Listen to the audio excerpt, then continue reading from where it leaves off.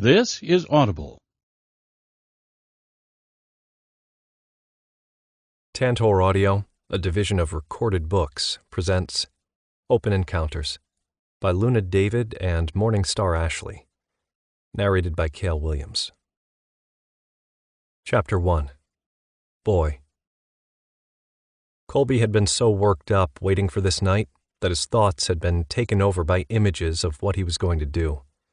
It was dirty, and God, didn't that make it so fucking hot. He loved being made dirty by him. Now, as he lay back on the arm of the couch, waistband of his sleep shorts tucked up under his balls, dick hard and slick with lube, he jacked himself off. He was on a knife's edge. Had been all damn day after the call had come ordering him to be available. The anticipation of what was going to happen was a fucking turn-on. He relaxed back, closed his eyes, and listened to the deep, gruff voice telling him what to do. The man ordered, "Touch yourself for me. Go slow, boy. No need to rush." Colby listened, the growl of arousal in this man's voice sending a thrill through him. His dick twitched. He was where he wanted to be, controlled and his. Colby smiled, knowing that whatever he was made to do was going to be fun. Pleasure and pain, want and denial. He watched himself on the phone screen, saw how messy and flushed and turned on he was. Being on the couch, out in the open, ticked one of his boxes. Exposed, where anyone could see him, dick out, panting. The window in the room, which faced his neighbors' houses, allowed anyone from the outside to see in if they wanted. The overhead lights were on. It made him feel like he was in a spotlight. All he saw outside was pitch black, but his imagination saw voyeurs. Men, watching and touching themselves, wanting to touch him, to fill him. "Spread your legs." Fuck. His commanding voice was low and rough. Colby did. Removing his shorts, he turned. Leaning back against the couch, he scooted his butt to the edge of the cushion and propped his feet up on the coffee table, legs spread wide. He panned down his body with the camera, wanting him to be able to see everything.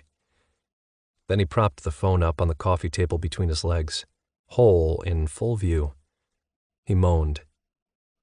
Wrapping his hand around himself again, Colby continued with the slow, gentle strokes, the sensation thrilling but not enough. He dug his heels into the hard surface of the table, his ass lifted off the couch, the movement exposing his whole more for his view. "You look breathtaking like that." His voice was smooth like silk. "Please." Colby couldn't help begging for more. He needed it. He was so close already. "Poor boy. Don't you worry. A little pain with your pleasure is good for you." Colby bit his lip, watching the phone screen through heavy eyelids, seeing his hand move up and down his cock. Colby loved being dirty for him. "Spread your legs. I want to see that slutty hole." He groaned. He wanted that too. Spreading his legs even more, Colby exposed himself, waiting for what he was supposed to do next. Giving up all decisions to this man, taking that burden away from his own mind, letting go. It hadn't taken long for Colby to realize that being under the command of someone else was fucking hot. This wasn't the first time they'd done this. The video call was much better than the phone sex they'd been having for months. Being watched made Colby squirm and feel shy, but sexy as fuck, too. "Touch it for me. Touch that slutty hole." Colby moaned again. The words this man used could make him come if he wasn't careful.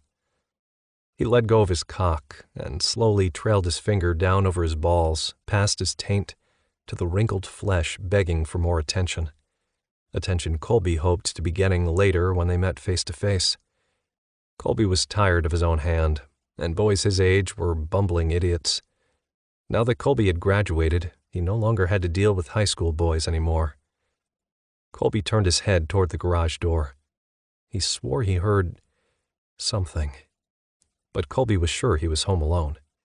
He'd checked the house, especially his dad's room and office, as soon as he'd gotten home. pausing all motion, he listened. The house was quiet. All he could hear was his own breathing and his heartbeat. It was pounding. His heart felt like it might beat right out of his chest from the excitement and nervousness drumming through him. Colby's hand was still slick, so he pushed, sliding his finger into the part of his body that ached to be filled. "That's it. Fuck it for me. Think of my cock pushing into that tight hole." He moaned out loud, unable to hold it in. The dildo lay next to him, taunting him, slick and ready to go. All Colby wanted to do was push it inside his hole, imagining it was a real, hot, hard cock sliding into him, hitting his prostate, making him come. He remembered the order, though. "Go slow, boy. No need to rush," and slowed himself down. He fucked himself with that finger, in and out. His finger ghosted over his prostate, and the groan he couldn't hold back came out. "Now another. I want you to stretch that hole for me." Colby slowly pushed in his second finger. His breaths were ragged, and his balls drew up. Colby stopped, trying to relax and stop the orgasm he felt screaming to come out. When the need to come died down, he started again, fucking his hole, letting his imagination fuel his arousal, letting the commands bring him to the brink. Every thought was of his hole being stretched and of being held down, controlled with each thrust of the cock he wanted to fill him. He edged himself over and over. It felt like the nerves all over his body were alive, tingling and buzzing. It became too much. Colby needed more. He needed to be filled and fucked. "Please, I need more." "Go on, get the dildo." Colby opened his eyes and reached for the dildo that lay beside him on the couch. Just as he grasped its base, his father walked in the room. Colby stopped, frozen, and in shock with his hand on the dildo and fingers up his ass. "Fuck! Dad!" Scrambling, he dropped the dildo and quickly pulled his fingers out of his ass. Colby couldn't help the moan that spilled from his lips. His rim was always sensitive, but after fucking it for who knew how long, he was on a hair-fucking trigger. And if asked, he would never admit out loud that being caught by anyone, even his father, fueled the heat that was coursing through his body. Colby saw the anger that was unmistakable on his father's face, but for a flash of a second, which Colby assumed was from his imagination fueled by his own arousal, he was sure there was desire, too. He quickly grabbed his shorts and pulled them on. All the while, his father just stood there staring at him, not saying a goddamn word. It was unnerving, but Colby was hopeful that the incident would be ignored, and he'd get away without a lecture. He wasn't so lucky. "How dare you do that shit on my couch, boy, with God knows who on the other end of the phone?" Colby watched as his father's eyes trailed down, locking onto his phone that must have slipped from where he'd placed it, and now was lying flat on its back, the screen lit up. Colby grabbed it, locking the screen so his father couldn't see what or who had been there. His father's words got Colby's hackles up. Everything to his father was about things being his. His couch, his food, his house, his, while Colby was tired of it. "Ugh, will you stop with that shit? We live here together, and I can do what I want, where I want. I'm an adult. It's not my fault you came home early." "You may live here with me, but it's all mine. Unless you plan to start paying me some rent, or maybe for the crap ton of food you and your friends eat, or, I know, your goddamn fucking phone." This wasn't the first time they'd had this argument, and Colby didn't want to have it again. "You can't do what you want while you live off my fucking dime under my roof. And what the fuck do you think you're doing jacking off for some guy on your fucking phone? Do you know how dangerous that is?" "It's not dangerous, Dad. We're on a phone. It's not like he can get to me." Colby rolled his eyes. This argument was ridiculous on so many levels. He gathered all his things, dildo included, and started to walk away and out of the living room. All he wanted to do was go to his room and hide his stash. "You know nothing of the real world." "And you're paranoid. Fuck, Dad. I know who I was doing that with. He's nice and doesn't treat me like a child like you do." If you didn't act like a child, I wouldn't treat you like one. You just turned 18. You can't suddenly be mature and know everything. If you know this guy so well, where did you meet him?" Colby should have kept his mouth shut. He eyed his father, knowing he wasn't going to like this next part. But whatever. It wasn't his fault his dad was so fucking old school that he didn't understand. "I haven't met him like you mean. We met on a hookup app, and we got to talking and hit it off. We like the same things." "What the hell, Colby? You don't even know this guy? Where does he go to school? Does he live around here? Maybe it was a fake picture and he's not who he says he is. Can you see how unsafe this is?" His father was in complete panic mode, and Colby was losing the high of his arousal fast. "Oh, Jesus, Dad, calm the fuck down. I know it's him because we video chat, and he's not my age. He's older and hot." Colby looked at his father, and he swore he was about to pop a blood vessel or something with how red his face was. He knew his dad would be pissed, but Jesus, he acted like Colby was stupid or something. "You are not to see or talk to him again. Do you understand me?" His voice was eerily calm, so calm that Colby felt suddenly on edge. But fuck him for trying to tell Colby what to do. "You can't tell me who I can or can't see." Colby turned to walk up the stairs, so done with the lecture. "Besides, I'm seeing him later tonight. We have a date." He smiled. Date was not what they had planned, unless you called hooking up at a hotel a date. "I repeat, Colby, you are not to see him again, and do not step out of this house until I say you can," his father pushed out between clenched teeth. Colby looked over his shoulder, his foot on the first step of the stairs. He wondered how much he should push back. Maybe placating his father was the better idea, but he was so tired of not getting to experience life because his dad was so fucking controlling. So he pushed. "And I repeat, you can't tell me what to do." Then he climbed the stairs without looking back. "Don't tempt me. You will not like the consequences." Colby couldn't hold in the shiver his dad's tone and words sent through him. It was thrilling, and all it did was entice him to push back more. What would the consequences be? His mind went to that place he loved, being commanded, ordered by another man. Messy, dirty, raunchy, just the way he liked it. His father's face flashed in his mind right before he closed his bedroom door. Maybe his father would... Nope. He shut down those thoughts, because fuck, that was his dad, and there was no way he wanted that. Right?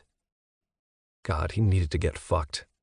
Colby was definitely going to the hookup tonight. Chapter 2. Daddy. Josh sat, brooding in the dark of his living room, an unlit, freshly snipped cigar held between the fingers of his left hand, a tumbler of fine-aged whiskey in his right. He was still incensed that his son of 18 years was stupid enough to be live video chatting with God knows who, while naked and pleasuring himself.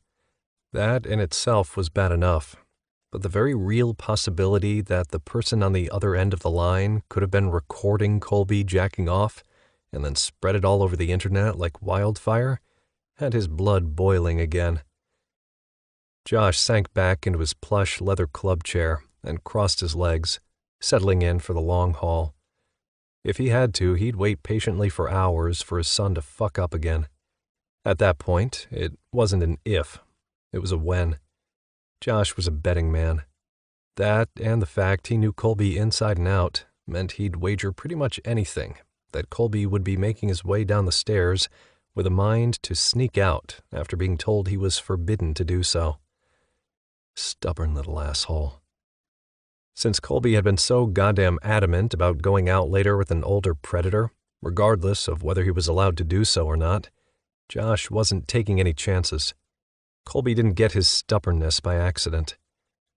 Against his will, Josh's thoughts strayed to the sight that had greeted him when he'd walked into the house earlier that evening from the garage. His son's car had already been parked in there, and Colby had left the garage door open accidentally, as he was known to do. So Josh supposed he understood why Colby hadn't exactly heard him arrive. Josh had heard the moaning before he'd seen anything happening, and he'd paused in the long hallway between the garage and the living room to gather his wits about him. He'd decided to leave work an hour earlier than his usual schedule when he'd realized he had no appointments. It being Friday, he'd figured an hour wouldn't hurt his bottom line. When he'd rounded the corner into the living room and had seen Colby completely naked, on his back, with his legs on the coffee table, playing with his hole, Josh's heart had nearly beat out of his chest. Goddamn. The way Colby's abs clenched, the sinuous way his hips moved as he fucked himself with his fingers, and the beautiful sounds of his pleasure as he whimpered and moaned had made Josh hard as fuck, and very thankful he'd had his jacket draped over his arm and was able to cover up his physical reaction to his own fucking son. Jesus, he was a sick fuck, lusting after a boy who was barely legal, the boy he'd become a single parent to when Colby was barely 4, and Josh's ex-wife had taken off and was never heard from again. He'd had to take a crash course in single parenting back then, and what happened? He'd started fantasizing about his own son 6 months back, when he'd walked into Colby's bedroom and accidentally saw him jacking off in front of his laptop to a gay porn video, a video that he himself had watched on numerous occasions. Fuck. Josh was so lost in his own thoughts and self-recrimination that he almost missed the sound of Colby slowly making his way down the stairs. It was the 5th step from the bottom that did it. The telltale creak of the step that always drove him nuts was a blessing in that moment. Josh sat in silence and waited as Colby unknowingly passed him in the dark living room where he sat and on through the foyer to the front door. Still in view, Josh could see how Colby was tiptoeing like a thief in the night. Clamping his lips and teeth around the cigar, Josh picked up his lighter, flicked the hinged lid open with a loud clink of metal against metal, and struck the spark wheel, lighting the tip.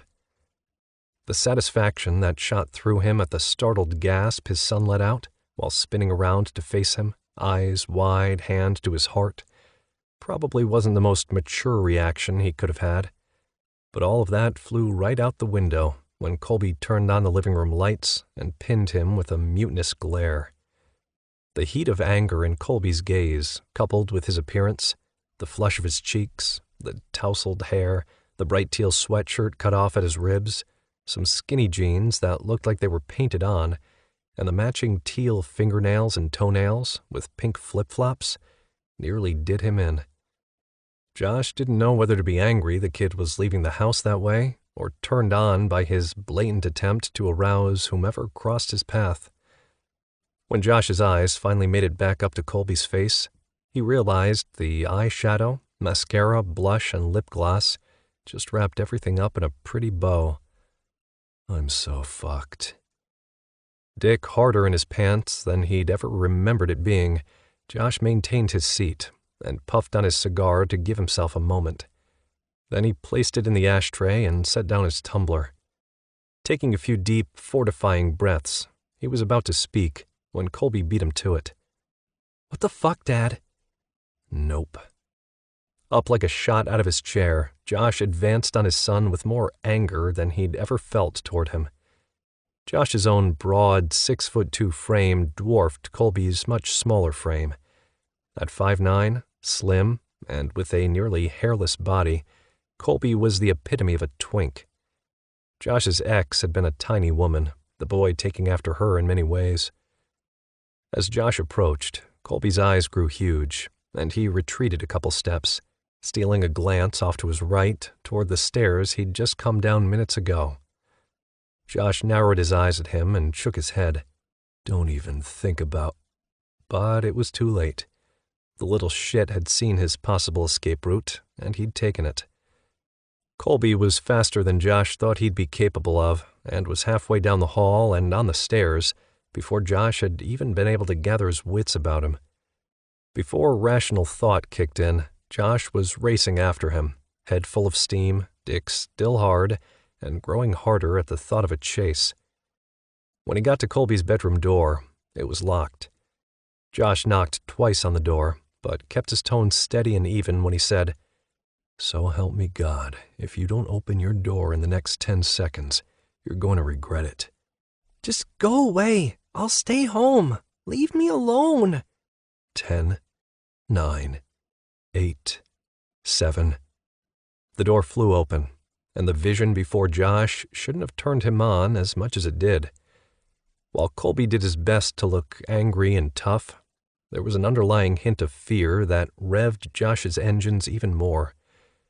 What do you want? You caught me, all right? Jesus Christ, I'm 18. Just let me live my life.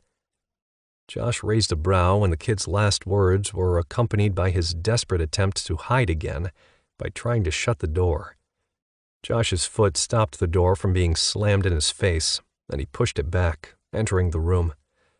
He moved closer until he was scant inches away from Colby, peering down at him, eyes narrowed. Josh kept his tone soft but menacing. We've been through this already. You live under my roof. You don't pay me for rent, utilities, or food, and I'm paying for your college tuition. I take care of your needs, so you can bet your little ass you'll do what I say, when I say it. I make the rules here. Don't forget it. Josh nearly came in his pants when Colby shuddered. He didn't know whether the shudder was from his deep, intimidating tone or the words he'd said, perhaps both. But Colby's breathing picked up a notch. Josh couldn't help but notice the telltale blush on his son's face, and as Colby bit his cherry-glossed, full bottom lip, Josh couldn't hold back a growl.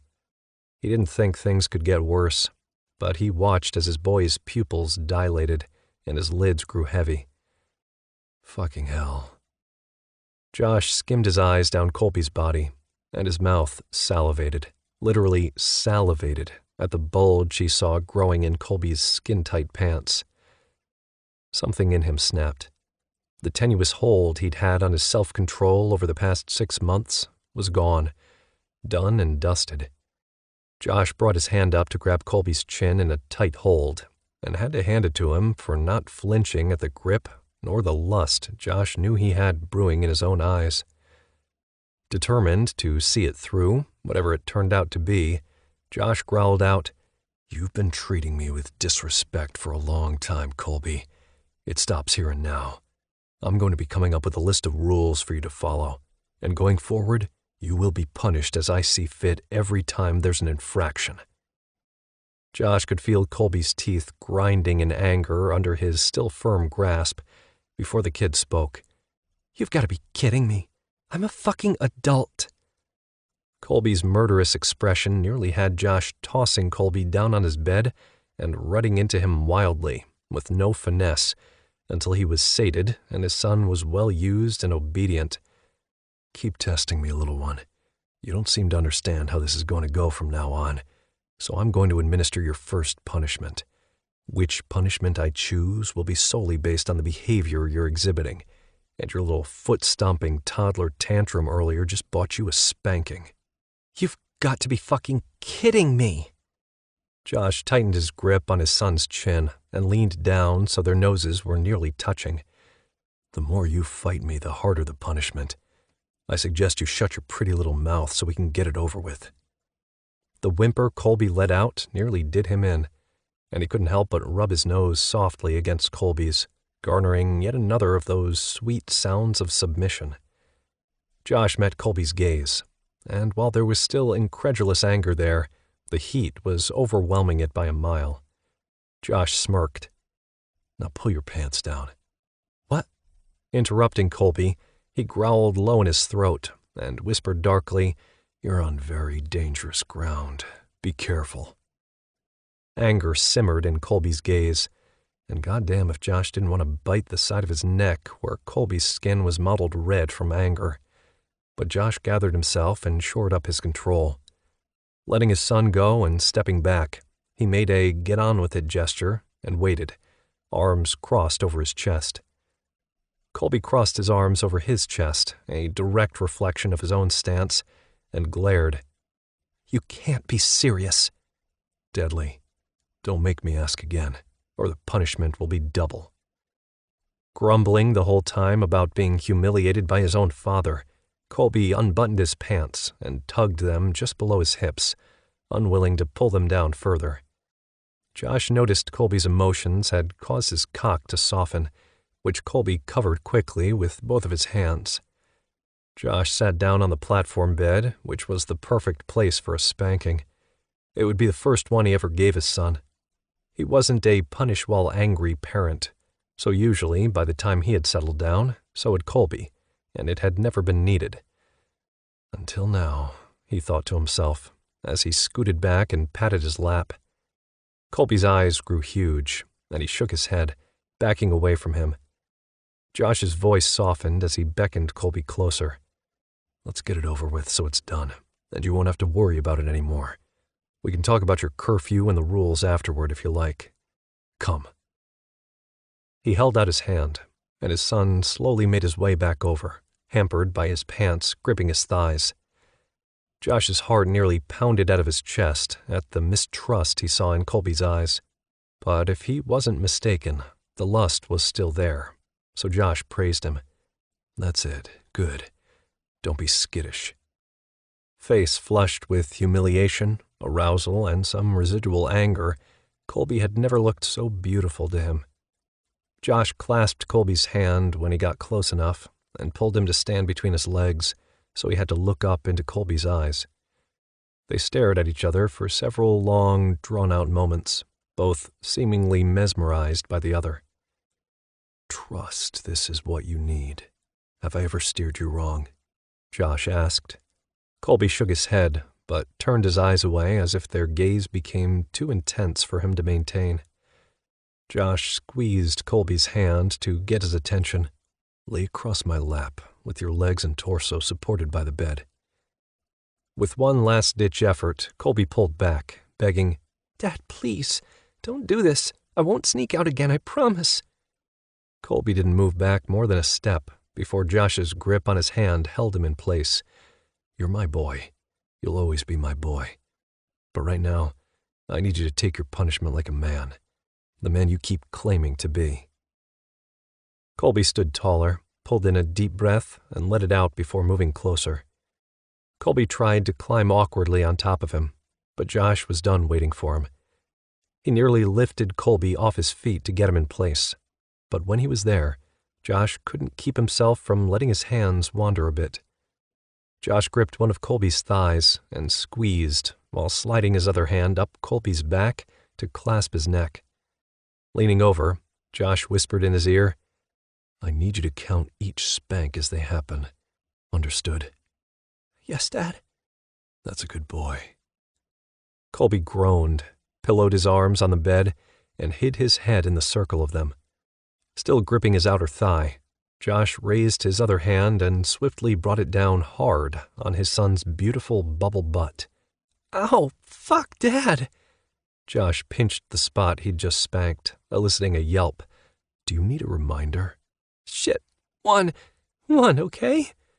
Josh spanked Colby 4 more times in quick succession, and his hard-on slowly took more notice of the position they were in, the more Colby's body rubbed against his with every slap.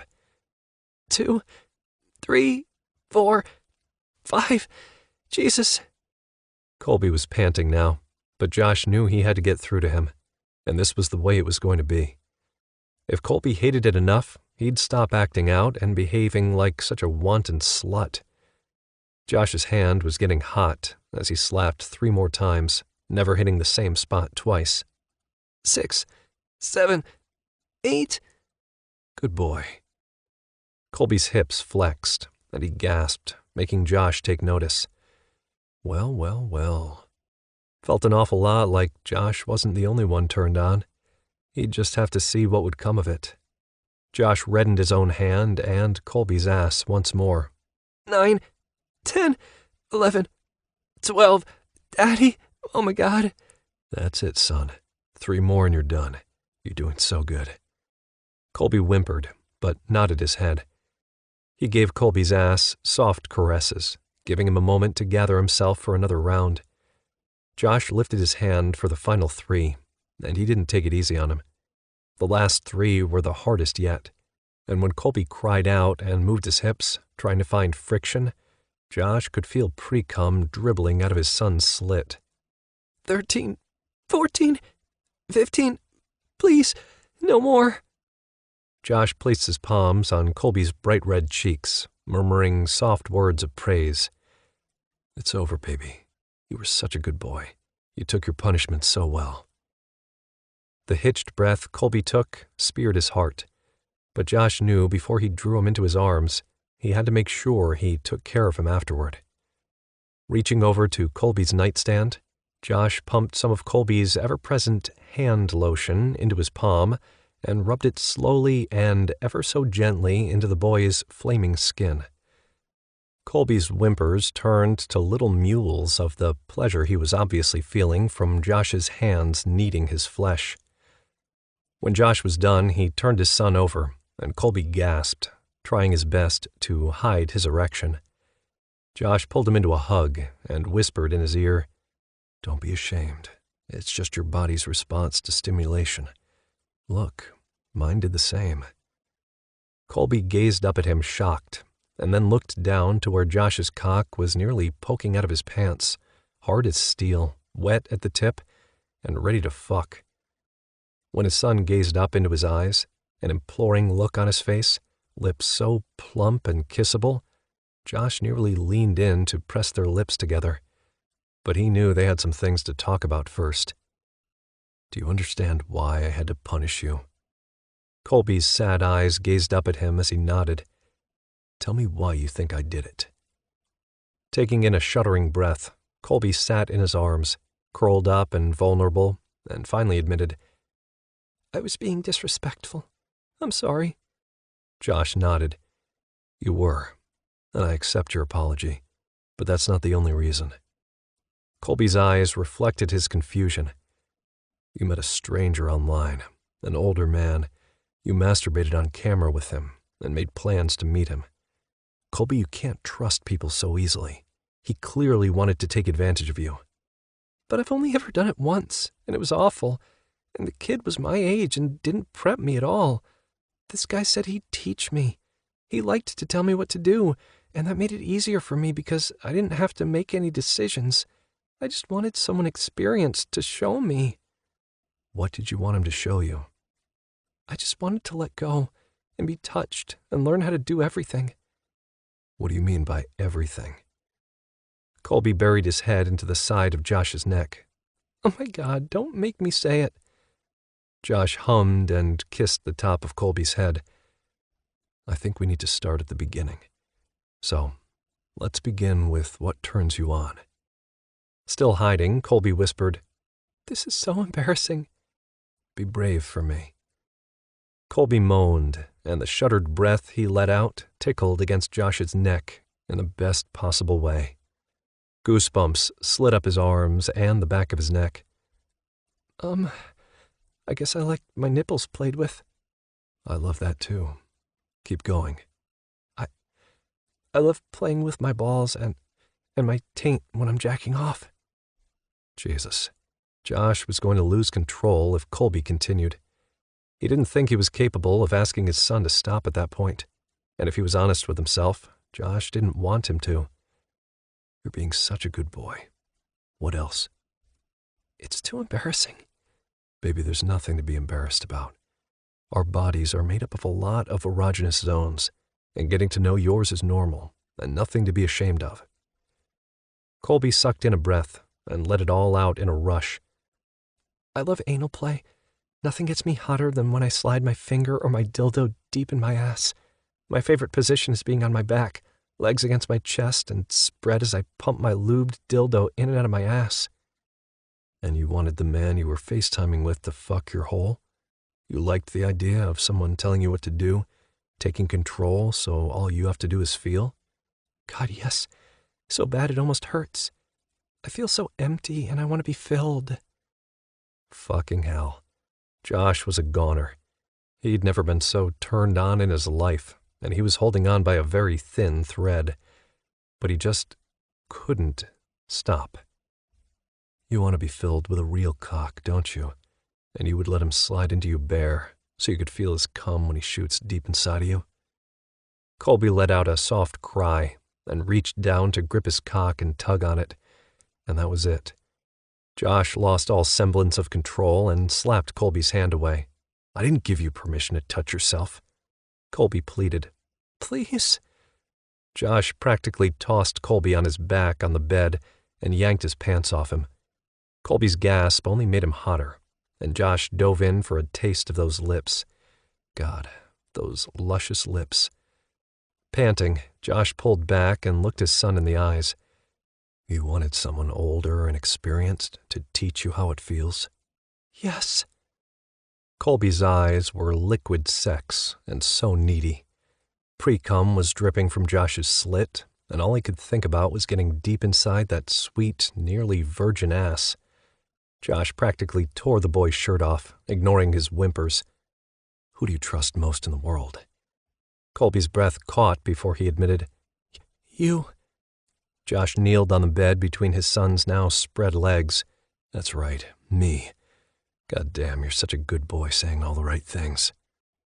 Josh unbuckled his belt and pulled down his zipper, tugging the band of his boxer briefs down. His cock sprang free, and his heart sped up tenfold when Colby's eyes feasted on his sizable cock, and he murmured reverently, Oh God, it's beautiful. He leaned over Colby on one arm and jacked his own cock until pre-cum dripped on Colby's stomach, making him whimper. Does my little man want me to be the one to teach him about pleasure?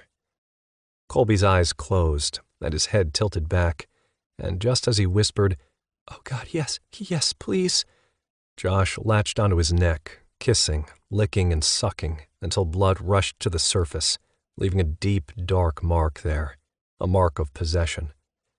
He growled when Colby whined and gripped Josh's hair in one hand and his back with the other, dragging his nails up his back hard enough that Josh would wear those scratches for days. Baby, after I prep you, the first time is going to be rough. I'm too far gone to be gentle. But I promise after that, I'll take every bit of your control away so all you have to do is feel. I'll show you how good it can be and teach you everything you need to know to be a good boy for me. Yes, please. Josh leaned over and nearly yanked the drawer out of Colby's nightstand. Thank fuck he had lube. He'd have used Colby's lotion, but it wasn't ideal.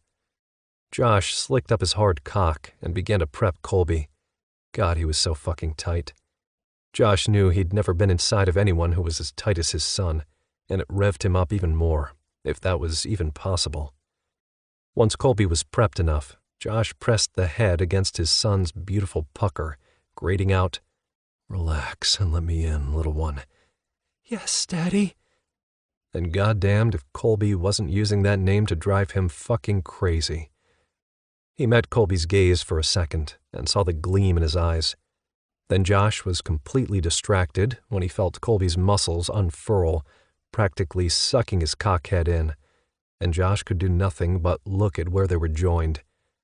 God damn, baby. He heard a choked-off whimper, looked up, and saw tears slip from Colby's eyes. It hurts. Fuck. He didn't have the control to stop, but, clenching his teeth, Josh asked, Do you need me to pull out? No. Please keep going. I can do it. You gonna be good and take the pain to give me what I need? Oh, fuck yes. That's my good boy. Take a deep breath in, and then let it out. When he felt Colby slowly breathing out, Josh pushed in until his balls were resting against his son's ass. It hadn't been hard, but it had been fairly fast, and instead of feeling bad when Colby cried out in pain, Josh felt elated. Fuck yeah. Take it from me. Colby's eyes popped wide. Oh my God, you're so big. So fucking big. That's right, and you're taking it all. How do you like my cock buried deep in your ass? I love it. I feel so full and stretched. God, he loved the sound of that. Does it still hurt? Yes, but I still want more. Please, give me what I need. Jesus Christ, such an eager little slut. Fuck, baby. I love that you love the pain. Yes. More, please. He started slowly pumping his hips, steadily moving faster. Don't worry. I'm gonna fuck you until you can't walk tomorrow. Keep begging. I like the sound of your pleas. Fuck yes, I want it all. Daddy will give you what you need. Hold on tight, baby. I won't be holding back. Chapter 3. Boy. The ache that had built the whole night as Colby had jacked himself off and had fucked his hole, the need that had flooded him as he'd thought about really being filled, was now gone. But the mix of pain and pleasure morphed that ache and need into something that made him feel like he was going to explode. He closed his eyes and arched his back when his father leaned down and bit his nipple. His father took that as an invitation because he bit again, harder. Please, please. Colby was sure there was going to be a mark.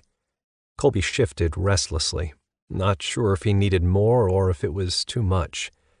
The suction on his nipples that followed had him nearly screaming.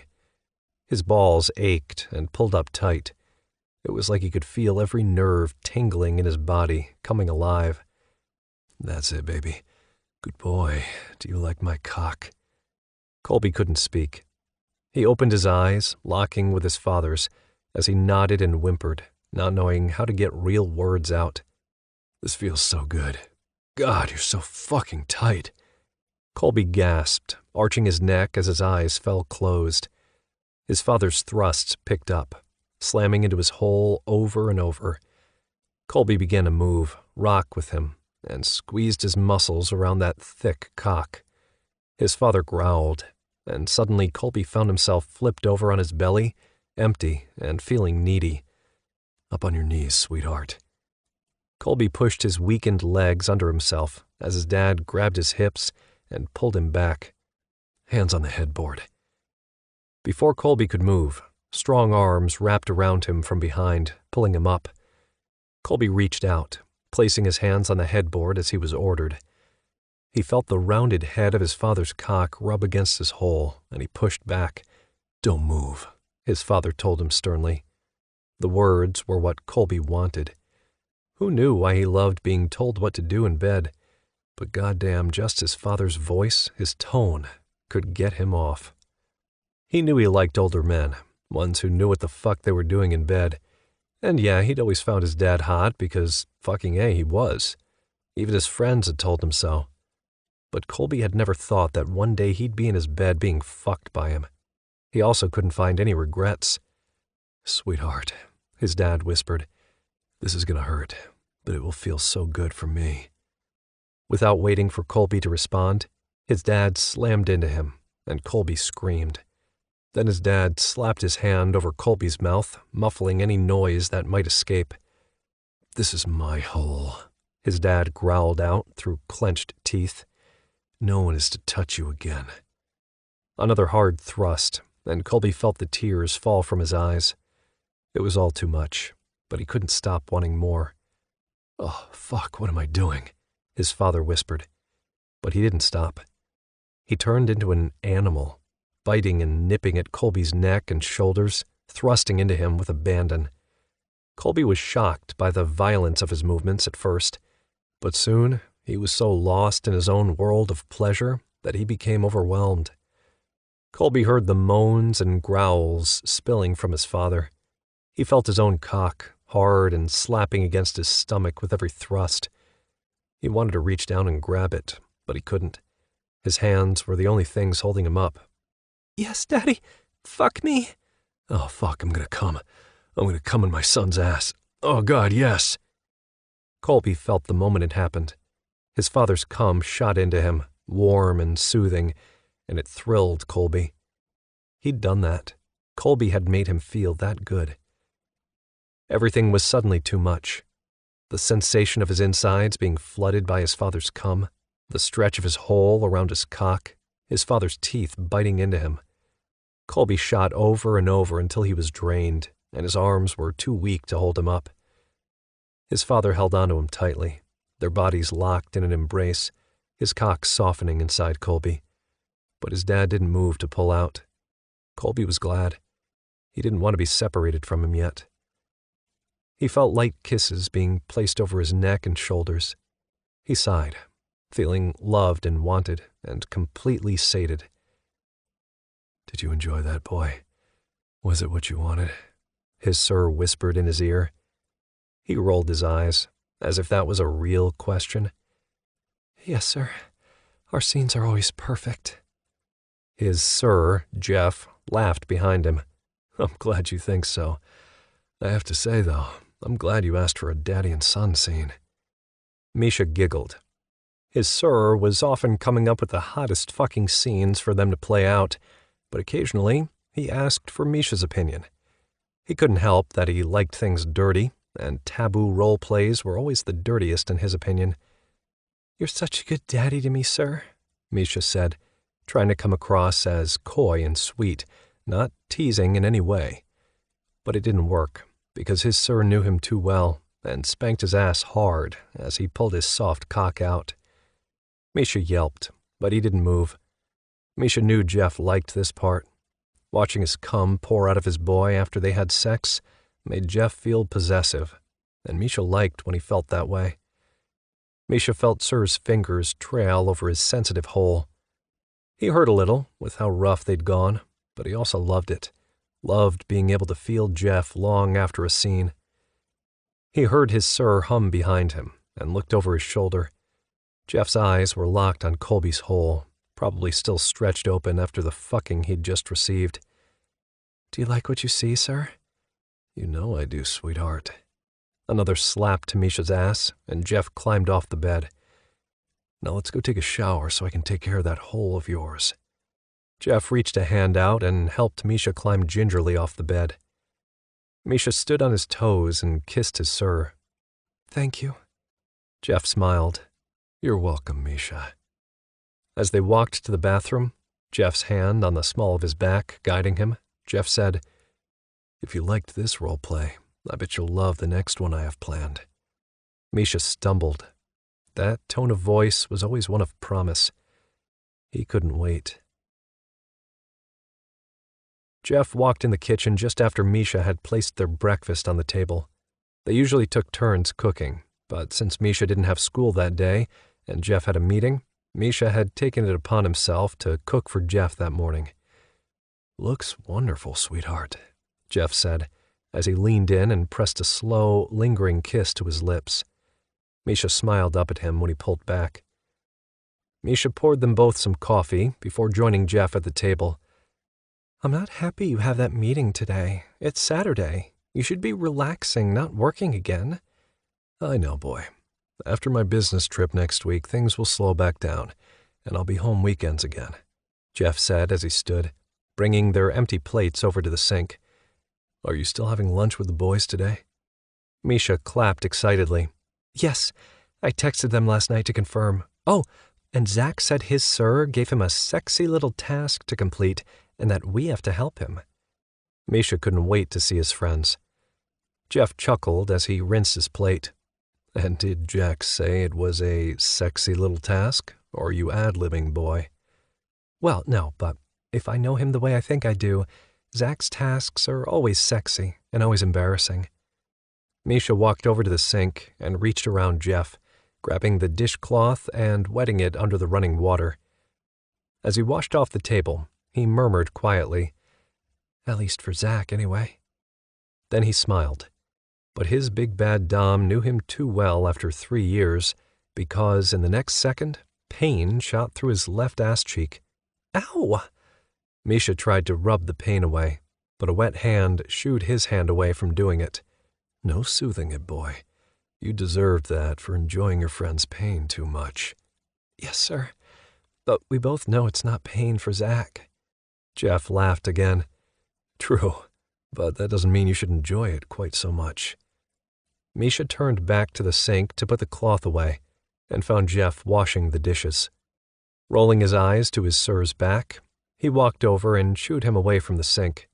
"Will you stop that, sir? I can do it. You just go to your meeting so you can get home sooner." Jeff moved away, but Misha could see the smile on his face as he looked at Misha. Silly man with all those sweet smiles just for him. Misha sighed and started finishing up the dishes. He could hear Jeff moving around the house as he finished getting ready for his boring meeting. Before long, the kitchen was spotless, and Misha was relaxing on the couch in the sitting room, studying for a test he had on Monday, when Jeff walked in. "All right, sweetheart. You have fun with the boys, and behave." Sir did the stern look so well. Too bad it was sexy as fuck, and not exactly a deterrent for Misha.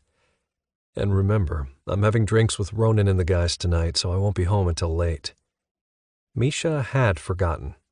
Now he was a little sad, since that meant less time together before Sir's business trip, but Misha knew he needed time with his friends too. "Yes, sir, I remember. Have fun." Misha smiled up at him as he leaned over the couch, his face inches from Misha's. He got another not-so-sweet kiss before Jeff left. Then he was alone in their house. He relaxed with his notes and studied for the next 3 hours. Studying done, clothes and hair perfect, Misha pulled into the parking spot outside the restaurant they had chosen. Jamie and Zach had quickly become his closest friends since they'd started hanging out outside of the house parties and clubs their doms brought them to. He had friends at school, but those guys didn't understand every aspect of his life like these two did. He was grateful for them, to say the least. The hostess at the front led him to the back room of the restaurant, where he saw Jamie and Zach sitting and talking quietly. He thanked the hostess before they got close to the table and ran around her to greet his friends. "You're here," he said. Jamie and Zach stood as he ran over. It had taken a bit of time, but Misha finally had these two hugging him every time they met up. Zach wasn't usually one for hugs. Jeff had alluded to some idea about Zach's parents and his suck-ass childhood, but Misha didn't pry. He was there to make them smile, not to be a negative Nancy. They sat, and Misha ordered his drink.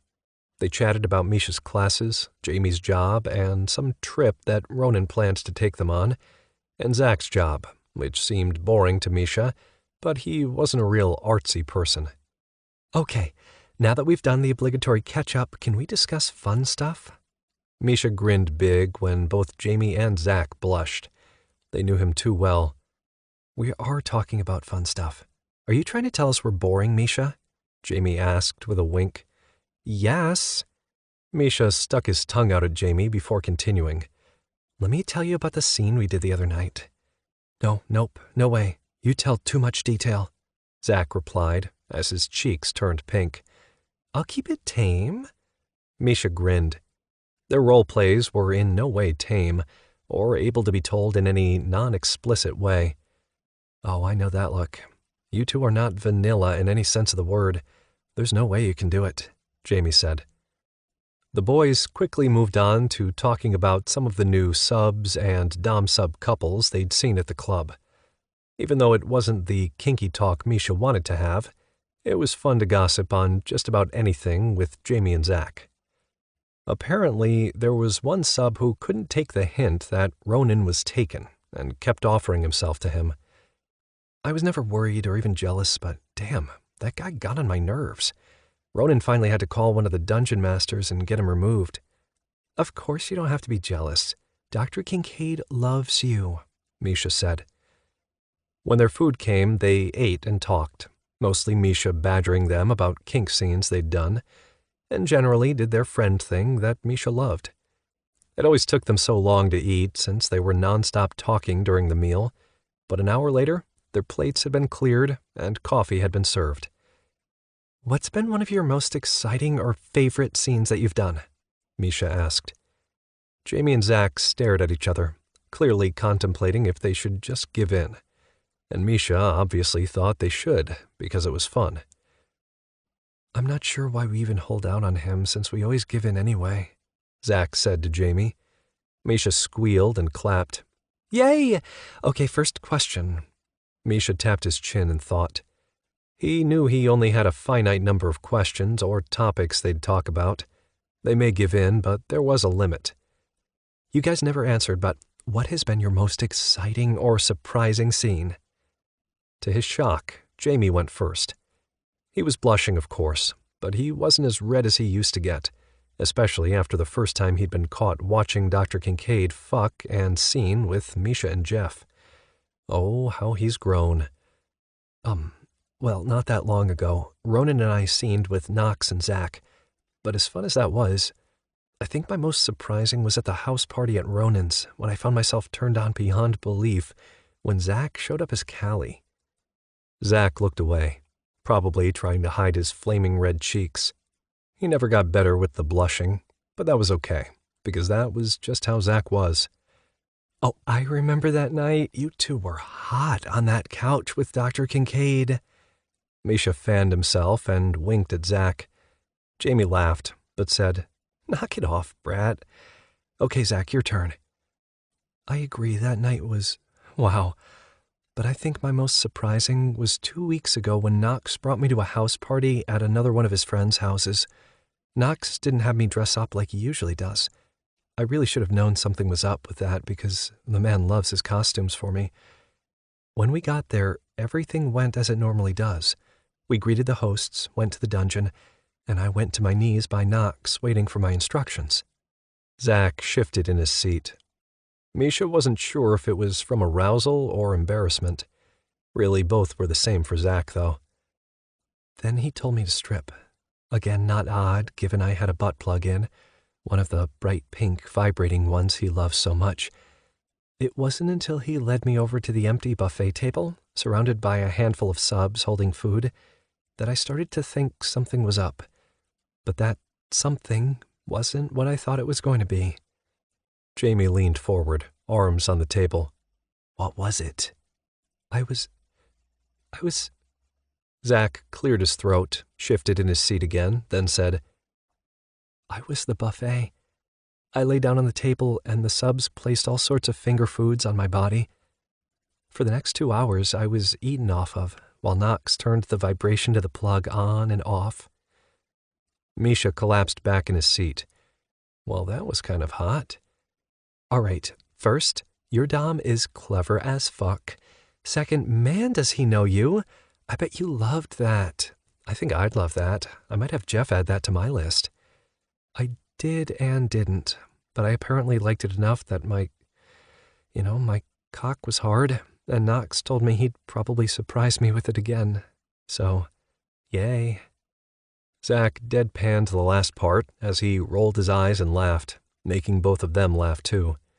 My turn. Misha wanted to rattle on about their father-son scene from the other night in as much detail as Jamie and Zach would let him, but that didn't fit into the surprising category.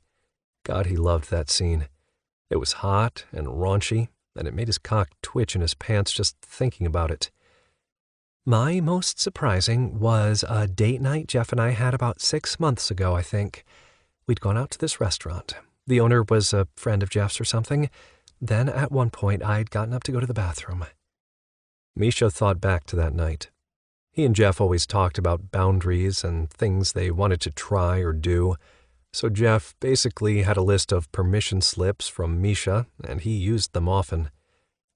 I was at the sink washing my hands, not thinking of anything really, just doing my thing, when suddenly there's this guy standing right behind me. I mean, I could feel his breath on my neck. He was that close. At first I was, fuck you very much. How about some personal space? But then he leaned in and said I reminded him of Tinkerbell. And I swear my heart skipped a beat and my cock started to come to life. Why? Jamie asked. He and Zach clearly confused. Jeff and I have a code word.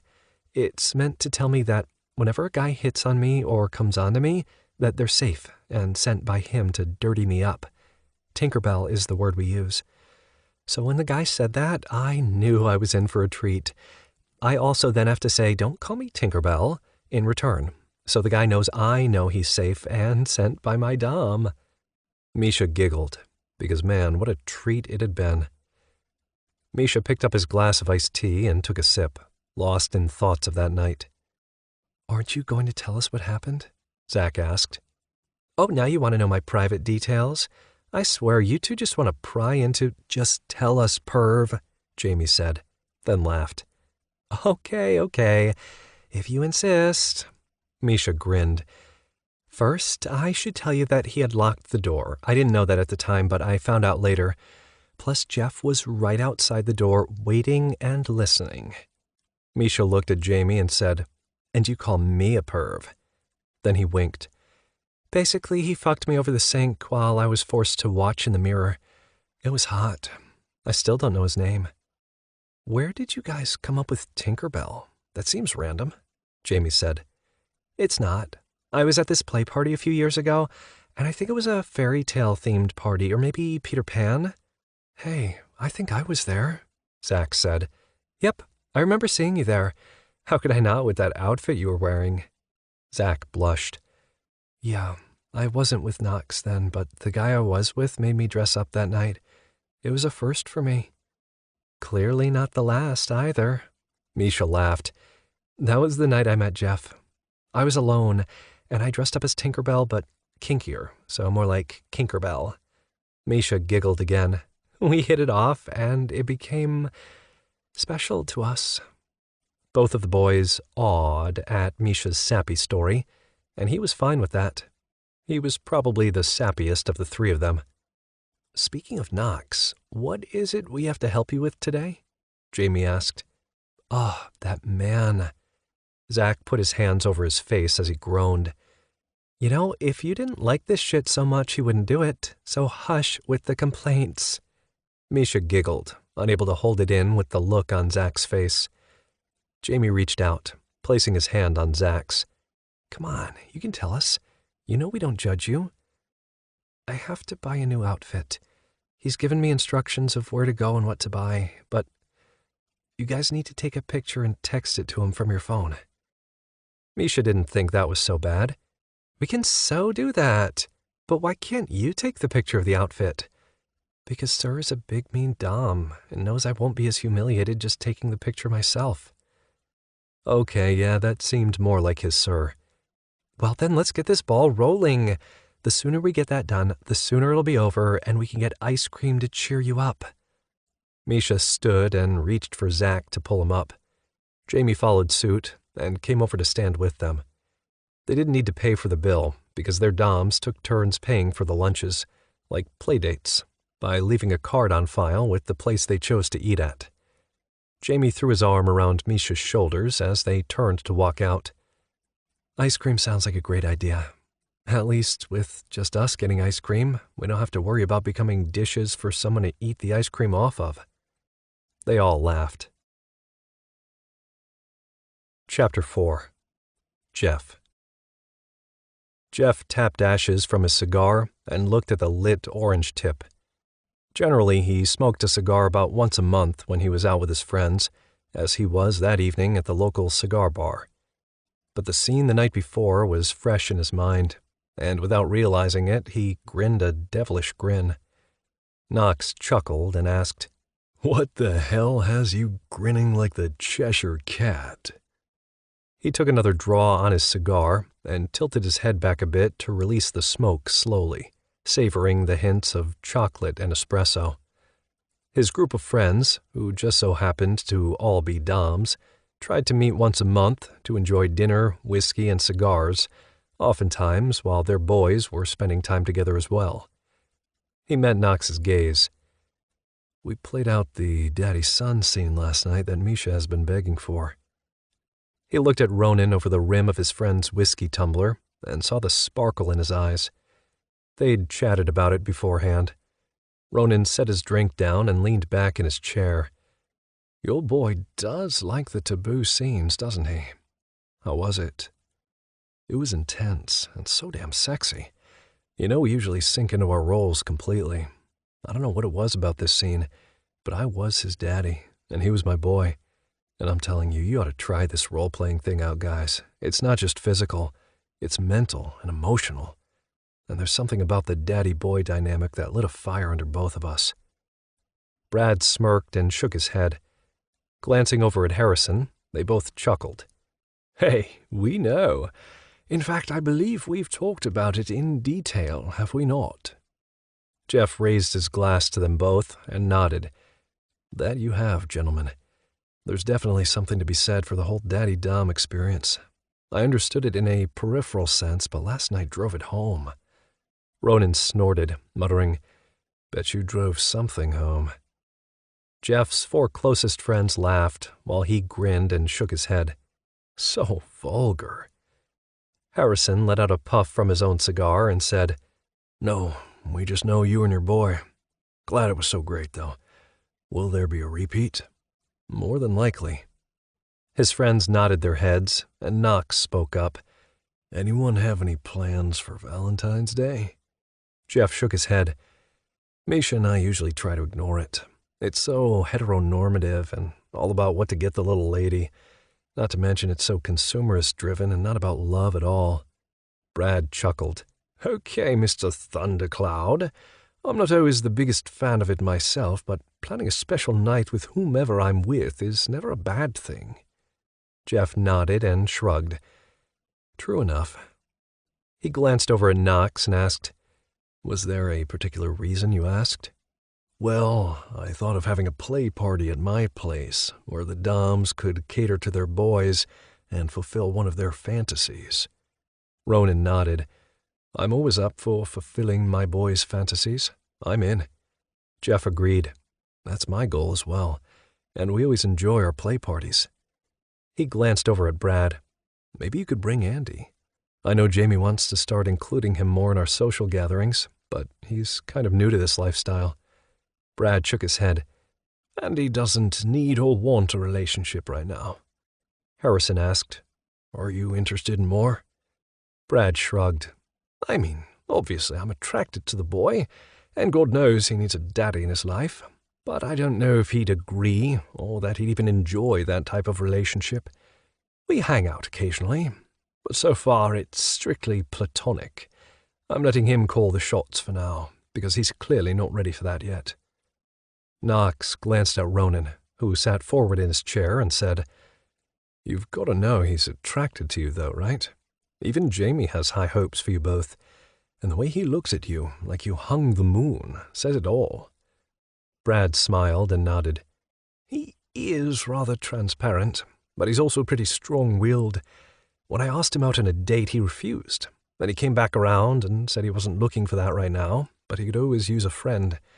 So I let him know the ball is in his court. All I can do is be that friend to him and hope something comes of it. Harrison slapped him on the back and grinned. I'm sure he'll come around. You're a persistent bastard after all.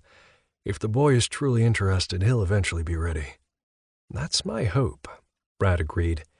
I have done a few scenes at the club with Quinn, so I suppose I could check with him and see if he's got plans on Valentine's Day.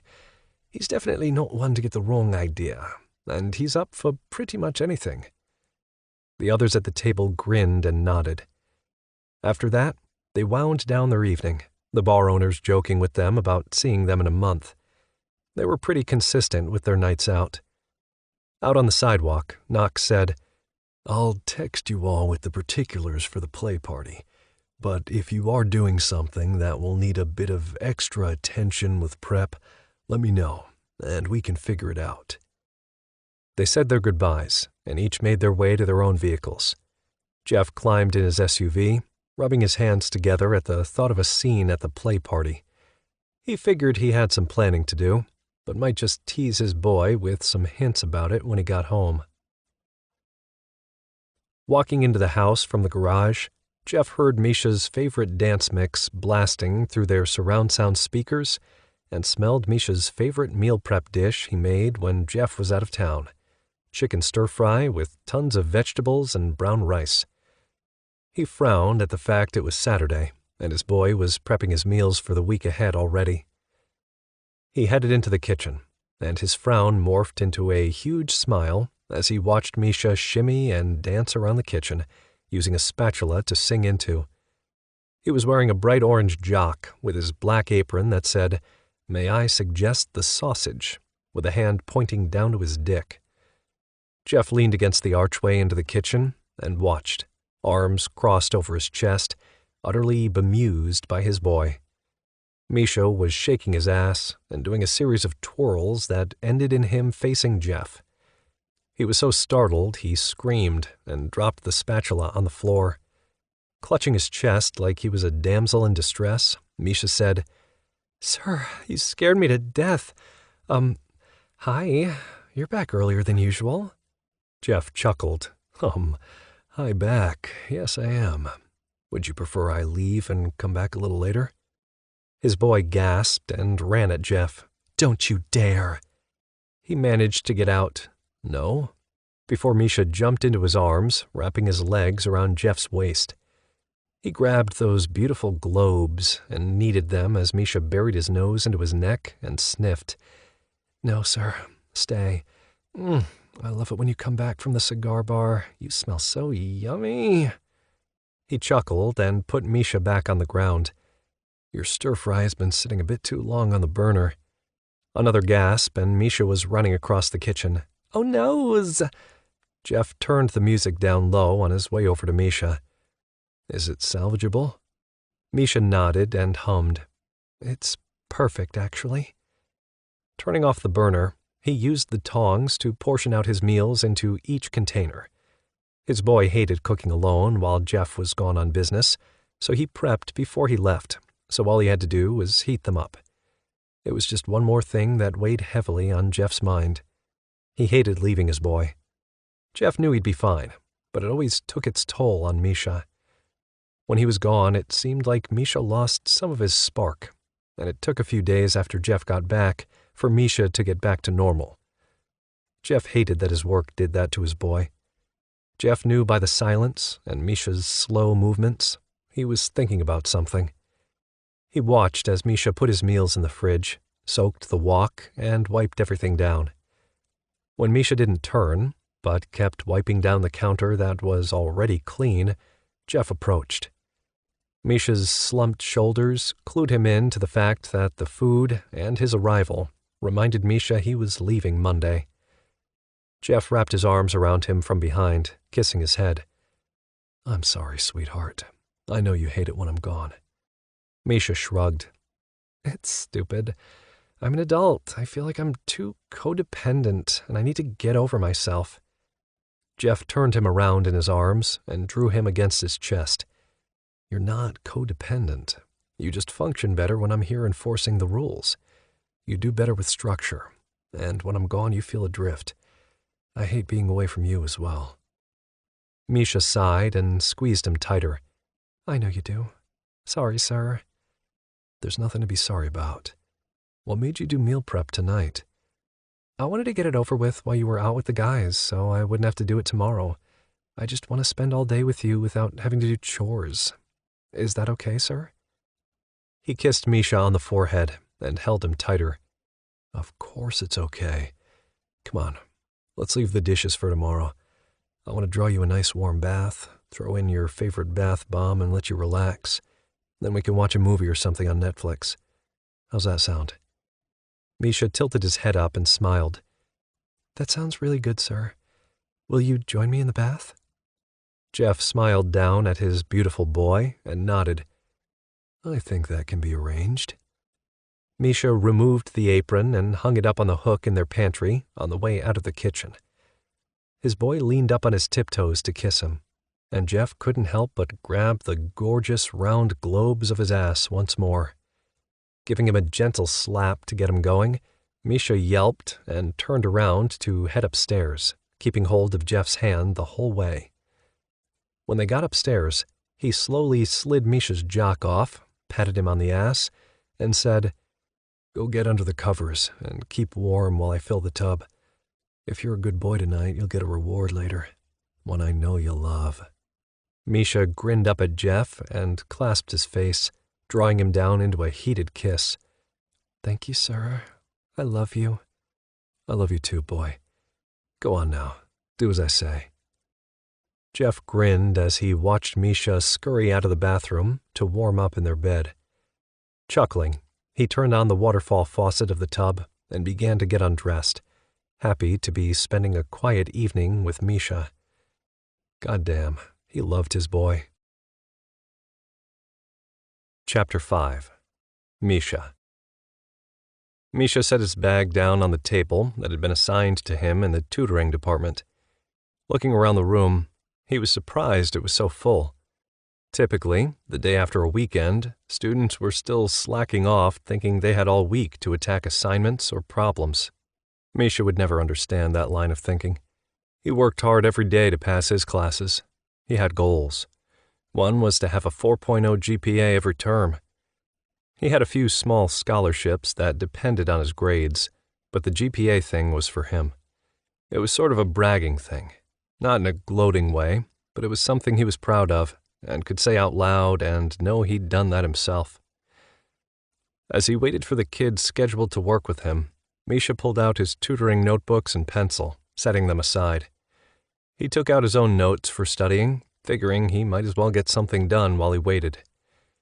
Tutoring right after his last class of the day ended also wasn't typical, at least not for him. Normally, he'd be going home to cook or spend time with Jeff, but Jeff was away on another business trip. He'd been working too much lately, especially being away on these trips. His sir thought he could do it all, but Misha knew he needed to slow down. Or maybe he was lying to himself a little bit. He sighed. Yeah, part of his problem was the amount of work Jeff put on himself, between his job and taking care of Misha. But the main thing Misha hated was when his sir was away. Misha fully admitted to being needy and clingy, but he also knew himself enough to know he'd never change, because it was just who he was. That had taken a good deal of spankings and other very effective punishments from his sir to drive the point home enough that Misha had finally accepted himself. After 3 years together, Misha liked the life they had built. The time they spent at home with just the two of them talking and laughing had changed Misha from a normal party-after-party college student to a guy who just wanted to be home with his sir. And of course, that time always included all types of dirty, messy playtime that they both wanted. Misha smiled. Misha shook off those thoughts, got down to work, and waited for his student to arrive. An hour later, and still a no-show, Misha packed up his stuff and walked up to the sign-in desk. "Hey, Anne," Misha said. Anne was another student, but she ran the tutoring room, and she did it with iron balls and maybe a little duct tape. "My student," Misha looked at his notes, "Jackie Quillen, was a no-show again." Anne grumbled and cursed under her breath, tapping away on the keys of her computer, probably flagging Jackie's account for a future lecture in responsibility. "She was probably out drinking again and forgot about her appointment. I'm not sure how many chances I have to give that girl to buckle down," Anne said, but looked up and smiled at Misha. "You're just jealous you weren't out drinking with her." "Oh, hush you," Anne replied. "You don't know me." "Sure I don't. You keep telling yourself that." Misha laughed as he walked away. He liked tutoring and helping others where he could, but his friends in the department were what really kept him coming back every year for the torture that was teaching others. Misha parked his car in the driveway and sighed. It had been a long day, and it wasn't even over. He climbed out of the car, grabbing his bag on the way. Once he was through the front door, he placed his bag on the couch, slipped off his sneakers, and locked the front door, something he always made sure to do when he was home alone. Grabbing his prepped meal from the fridge, he heated it up, grabbed a fork, and went to the couch with his school stuff to eat and work some more. It wasn't like there was anything else for him to do when he was alone. Misha took a bite of his dinner, chicken stir-fry, his favorite, and moaned. He was one excellent cook, even if his sir almost made him ruin it with his antics and sexiness. As soon as Misha put another bite into his mouth, his phone started ringing, startling him. Picking it up, he saw Jeff's smiling picture on his lock screen. Chewing quickly, he answered the phone. "Sir!" "Hello, sweetheart. I just wanted to let you know I landed safely, and I'm on my way to the hotel as we speak." "That's good. Did you get to eat dinner yet?" "Not yet. I'll order room service as soon as I settle into my hotel room." "Okay, yeah, that's good. I mean, it's not my chicken stir-fry, but I guess it'll do." Misha smiled when he heard Jeff chuckle. Misha liked teasing him. "Nothing is as good as your cooking, boy. How was school today?" "It was school. Lots of reading and taking notes. Oh, and I had a surprise math test in statistics, which was so much fun." Misha deadpanned. "I bet you passed it anyway." Misha felt a warmth in his heart from the confidence that his sir had in him. Of course I did. I never fail. Misha used to say that in jest, but after so long of the fake-it-till-you-make-it plus hard work he put in, he truly did believe in himself. Did you find my list on the entry table? Misha looked over the back of the couch and saw the paper sitting there. I see it now, sir. Those are the things I expect to be done while I'm gone, okay? I understand, sir. Thank you. Misha didn't always need rules and lists from Jeff, but it did make him feel like Jeff was still taking care of him, still there with him, when he gave him a list of rules to follow while he was away. They'd figured that out pretty quickly, so it had become a thing his sir had made sure to do, and Misha was always grateful. No need for thanks. I love you, and I will always take care of you when you need me.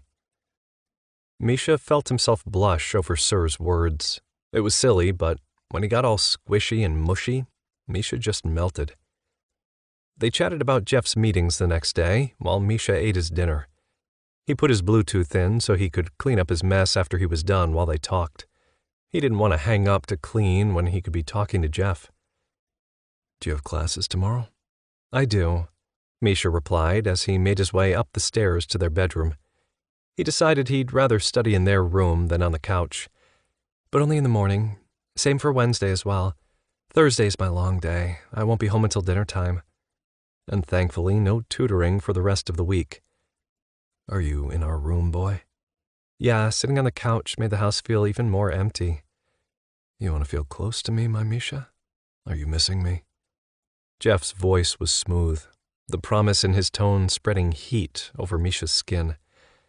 You shouldn't tease me when you aren't here to do anything, sir. Jeff laughed. Oh, but I can do anything I want to you. Misha whispered, I wish, wanting that in the moment more than anything. No need to wish, boy. Pull out your cock. Misha's breath hitched.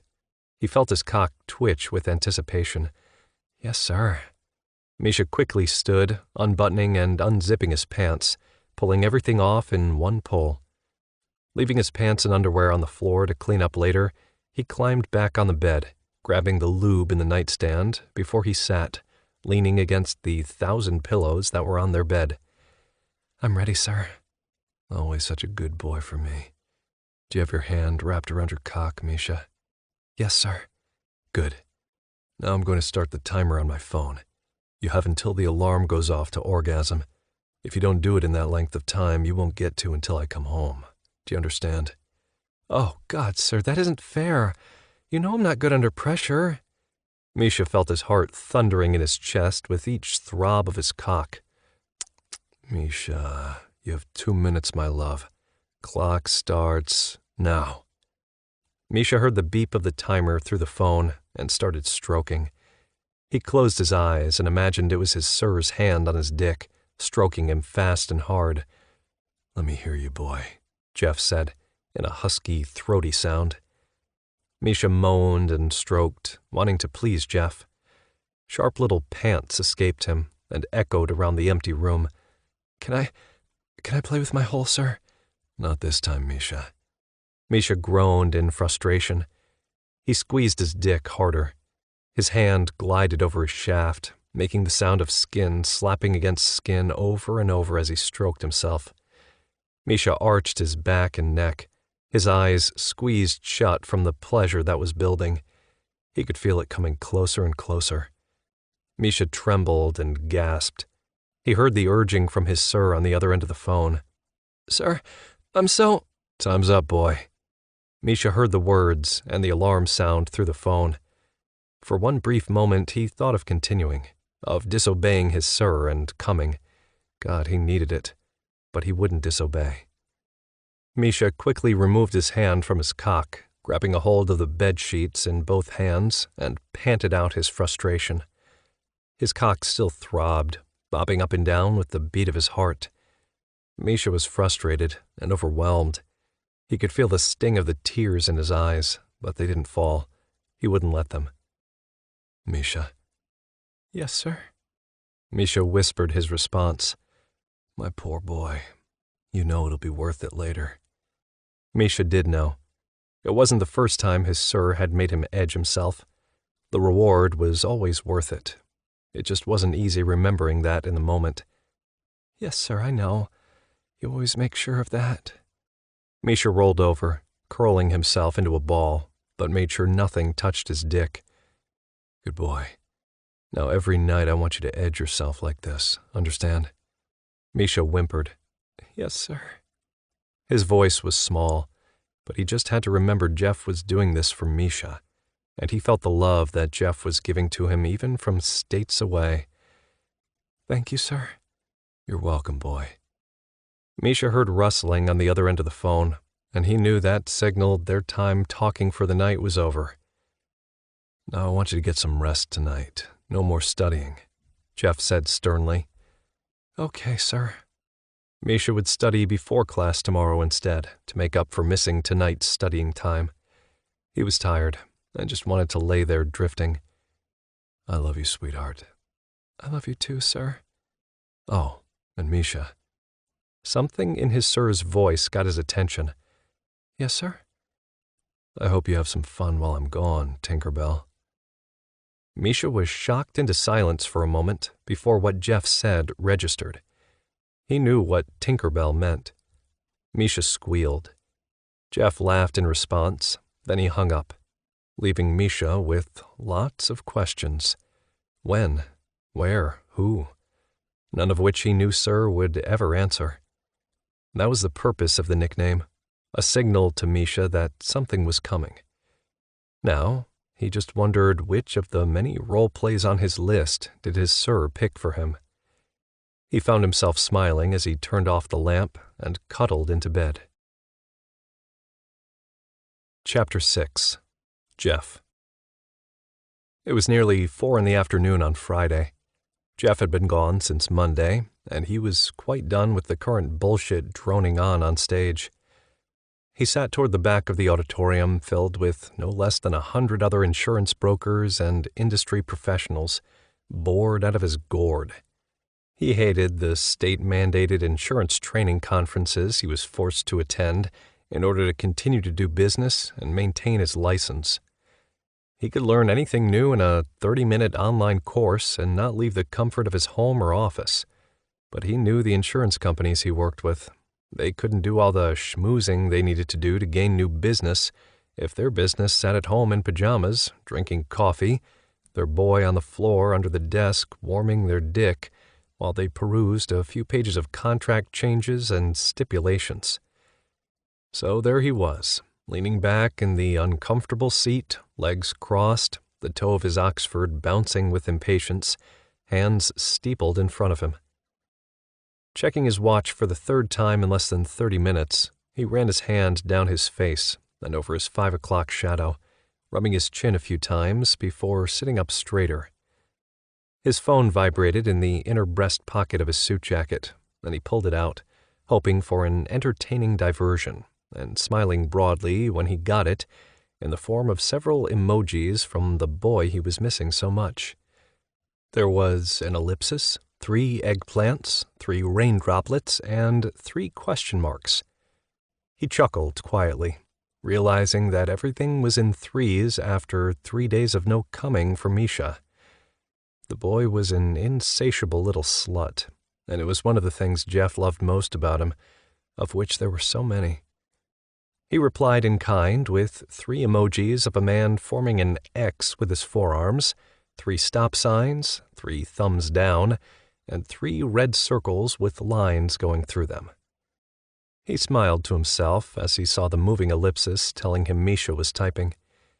He finally received 3 prayer hands emojis, 3 lotion lube bottles, 3 hot dogs, and 3 explosion emojis. He couldn't keep a chuckle from slipping out, and ignored the stink eye of the uptight asshole that turned around and huffed.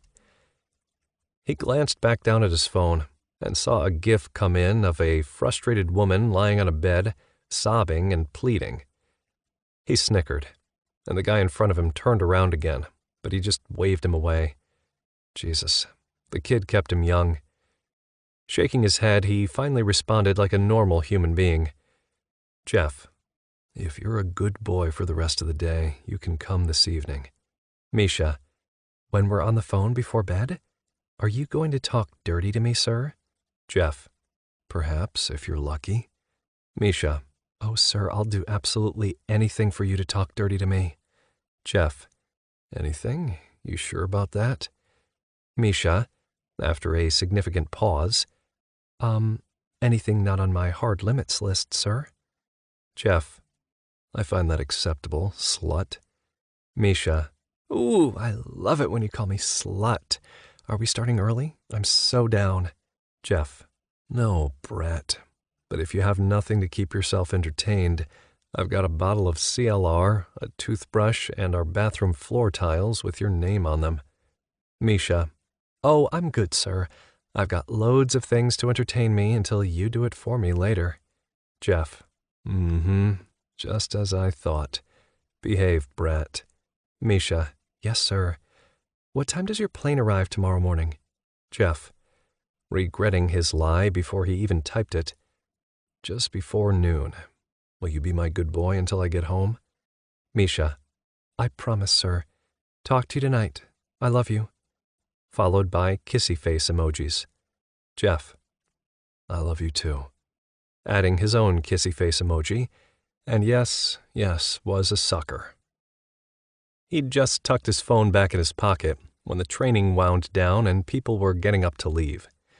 It was a few minutes early, but he wasn't going to look a gift horse in the mouth. He made his way out of the auditorium and headed in the opposite direction of the final 2-hour-long happy hour come schmooze fest before the huge buffet dinner they'd put on for the final event of the long, exhausting week. Now that he could do without. He wasn't one to schmooze or be schmoozed, and buffet food for over 100 people? Just no. So he used that time to get the hell out of Dodge. He headed down a carpeted flight of stairs to the hotel's mezzanine, where a more secluded bar boasted some surprisingly good food and local draft beers. It was early yet, but he'd picked at the boxed lunch he'd been given, as there had only been a 30-minute interim between presentations, so he'd choked down what he could, which resulted in him being famished at 4 p.m. Jeff had time to grab a quick bite and a local porter he'd discovered there the night before last.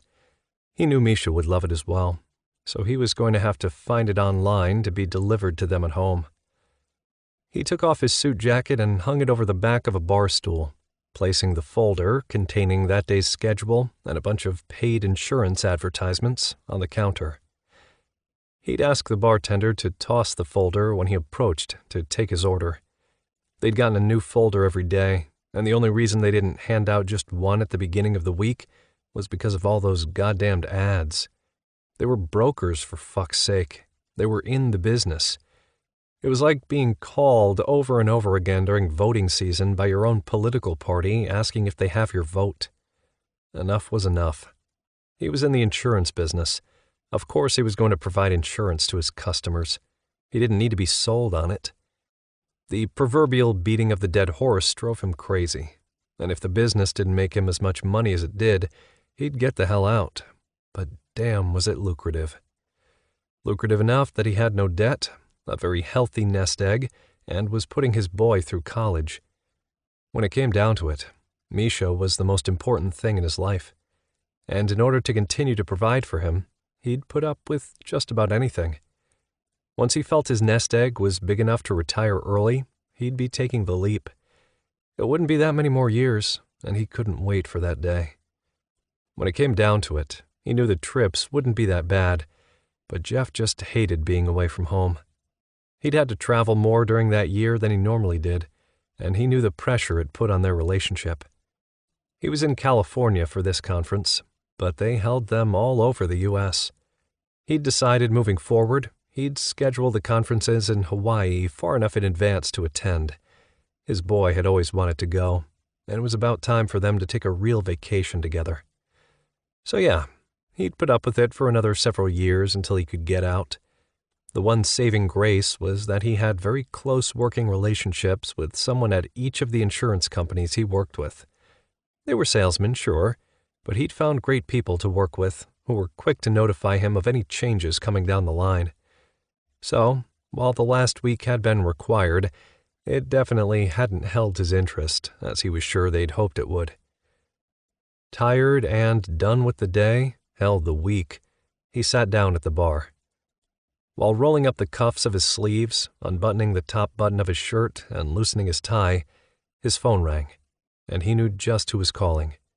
He answered and couldn't help the wide grin on his face. "Lucas, are you on schedule?" Lucas Trevino's rich chuckle rumbled through the speaker, and Jeff couldn't wait to hug this sexy man on the other end of the line. "I am, yes. I'm on layover at O'Hare for about 90 minutes, and then I'll be on my way." "Good, good." Jeff's heart was beating fast, just thinking of the night ahead. He couldn't have planned it better if he'd tried, and he couldn't wait to catch up with his best friend. Lucas's voice deepened as he said, "I'm excited for tonight." Heat swirled low in Jeff's belly, and he wasn't about to keep it out of his voice. "Me too, Luke. I can't wait to see you. It's been way too fucking long." Lucas agreed, and when the bartender approached, Jeff asked his friend to hold while he placed his order. They continued to chat while he waited for his meal. Besides the obvious fact that he was aroused just thinking about being with his best friend again, he truly missed seeing him regularly. They'd roomed together in college, both attending Columbia Business School in NYC. Lucas was NYC born and bred, and Jeff was from Seattle. Their differences had drawn them together, just as their similarities had. While sharing the same dorm room, the two young gay men had definitely had some fun times. They'd been an item for a while, until they realized they were both too dominant to be able to stay together. But they'd continued fucking when they were single, and boy, could that man fuck. Jeff was looking forward to that happening again. In fact, it was only a matter of hours. As Jeff took a drink of his porter, Lucas filled him in on his last relationship. "I was seeing Mitch for a solid year, but in the end it wasn't right. He wasn't in the lifestyle, and I'd put that aside because we had amazing chemistry. I need someone in the lifestyle, and he needed someone that had time for him. That was months ago. I need a change, man. I'm thinking about getting out of New York." Jeff set his glass down and leaned over the bar. "Out of the city or the state?" "Both. I'm burnt out. I need a slower pace. I've thought about starting my own business and making my own hours." "That's rough, Luke. I'm sorry. Do you have a destination in mind? Because Powell's Point, Washington is a great place to live, and I have it on good authority there's a really active BDSM culture there. Hell, one of my friends, Dr. Ronan Kincaid, runs his practice specifically catering to the local BDSM community, and he's always booked." He could hear Lucas's chuckle, and then a rustling before he replied, "Maybe I'll have to check it out and see if it's a good fit." A thrill zinged up Jeff's spine just at the thought of it. "I think it could be a great fit." His friend made a non-committal sound that Jeff knew meant he was thinking about it. That would have to be enough. As they wound down their conversation, Jeff said, "I left the key at the hotel's front desk, so pick that up as soon as you arrive." "Sounds good. I can't wait for tonight." "Me either. Remember the rules." "I got you, Jeff. You know that." "I do. See you soon." Jeff hung up and rubbed his hands together in anticipation. He was going to have some fun later that night, that was for sure. Chapter 7. Misha. Misha dropped his keys on the entry table and walked straight through the living room to the kitchen to grab a drink. It had been a crazy fucking day, and it hadn't helped that he'd forgotten to bring water with him when he'd left that morning for his classes. It was days like the one he'd just got through that made him glad he was almost done with school. 5 months and Misha would be free from boring English professors and freaking math, and oh yeah, tutoring. After he grabbed the cold bottle of water from the fridge, he uncapped it and drank, gulping it down in short order. Grabbing another one, Misha walked back out of the kitchen, not in the mood to eat anything. He was missing Jeff, and feeling a bit cranky about it. He could feel himself pouting. Staring at his backpack sitting on the floor by the front door, he decided he was in no mood to do schoolwork. Turning his back on the bag, he went up the stairs to their bedroom to take a shower. It was only a few hours ago since he'd texted Jeff. The conversation had been the light in his day. He'd still been smiling, up until his last class when the professor had sprung some last-minute paper for the weekend. Setting his towel out on the bathroom counter, Misha stripped down. He started the shower, letting the steam fill the bathroom as he brushed his teeth. He sighed as he stepped into the bathroom stall, the hot water instantly making him feel lighter than he had all day. He loved their bathroom, especially the shower. Their house wasn't too fancy, but the shower was the one place Jeff had gone a bit overboard. Not that Misha was complaining. It was tiled with slate and was large enough for 5 people. He remembered the day it had been completed. His first shower in it with Jeff had given him a few more ideas for his bucket list of kink for Sir to help fulfill. Not wanting to take too long since he was waiting for Jeff to call him, Misha didn't let himself get lost in thought, but washed and shaved quickly.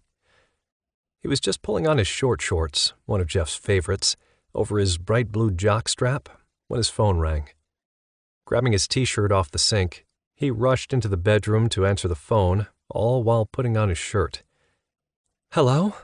Misha answered, breathless from the rush of getting to the phone and pulling his shirt over his head. "What has you so out of breath, my love?" "You.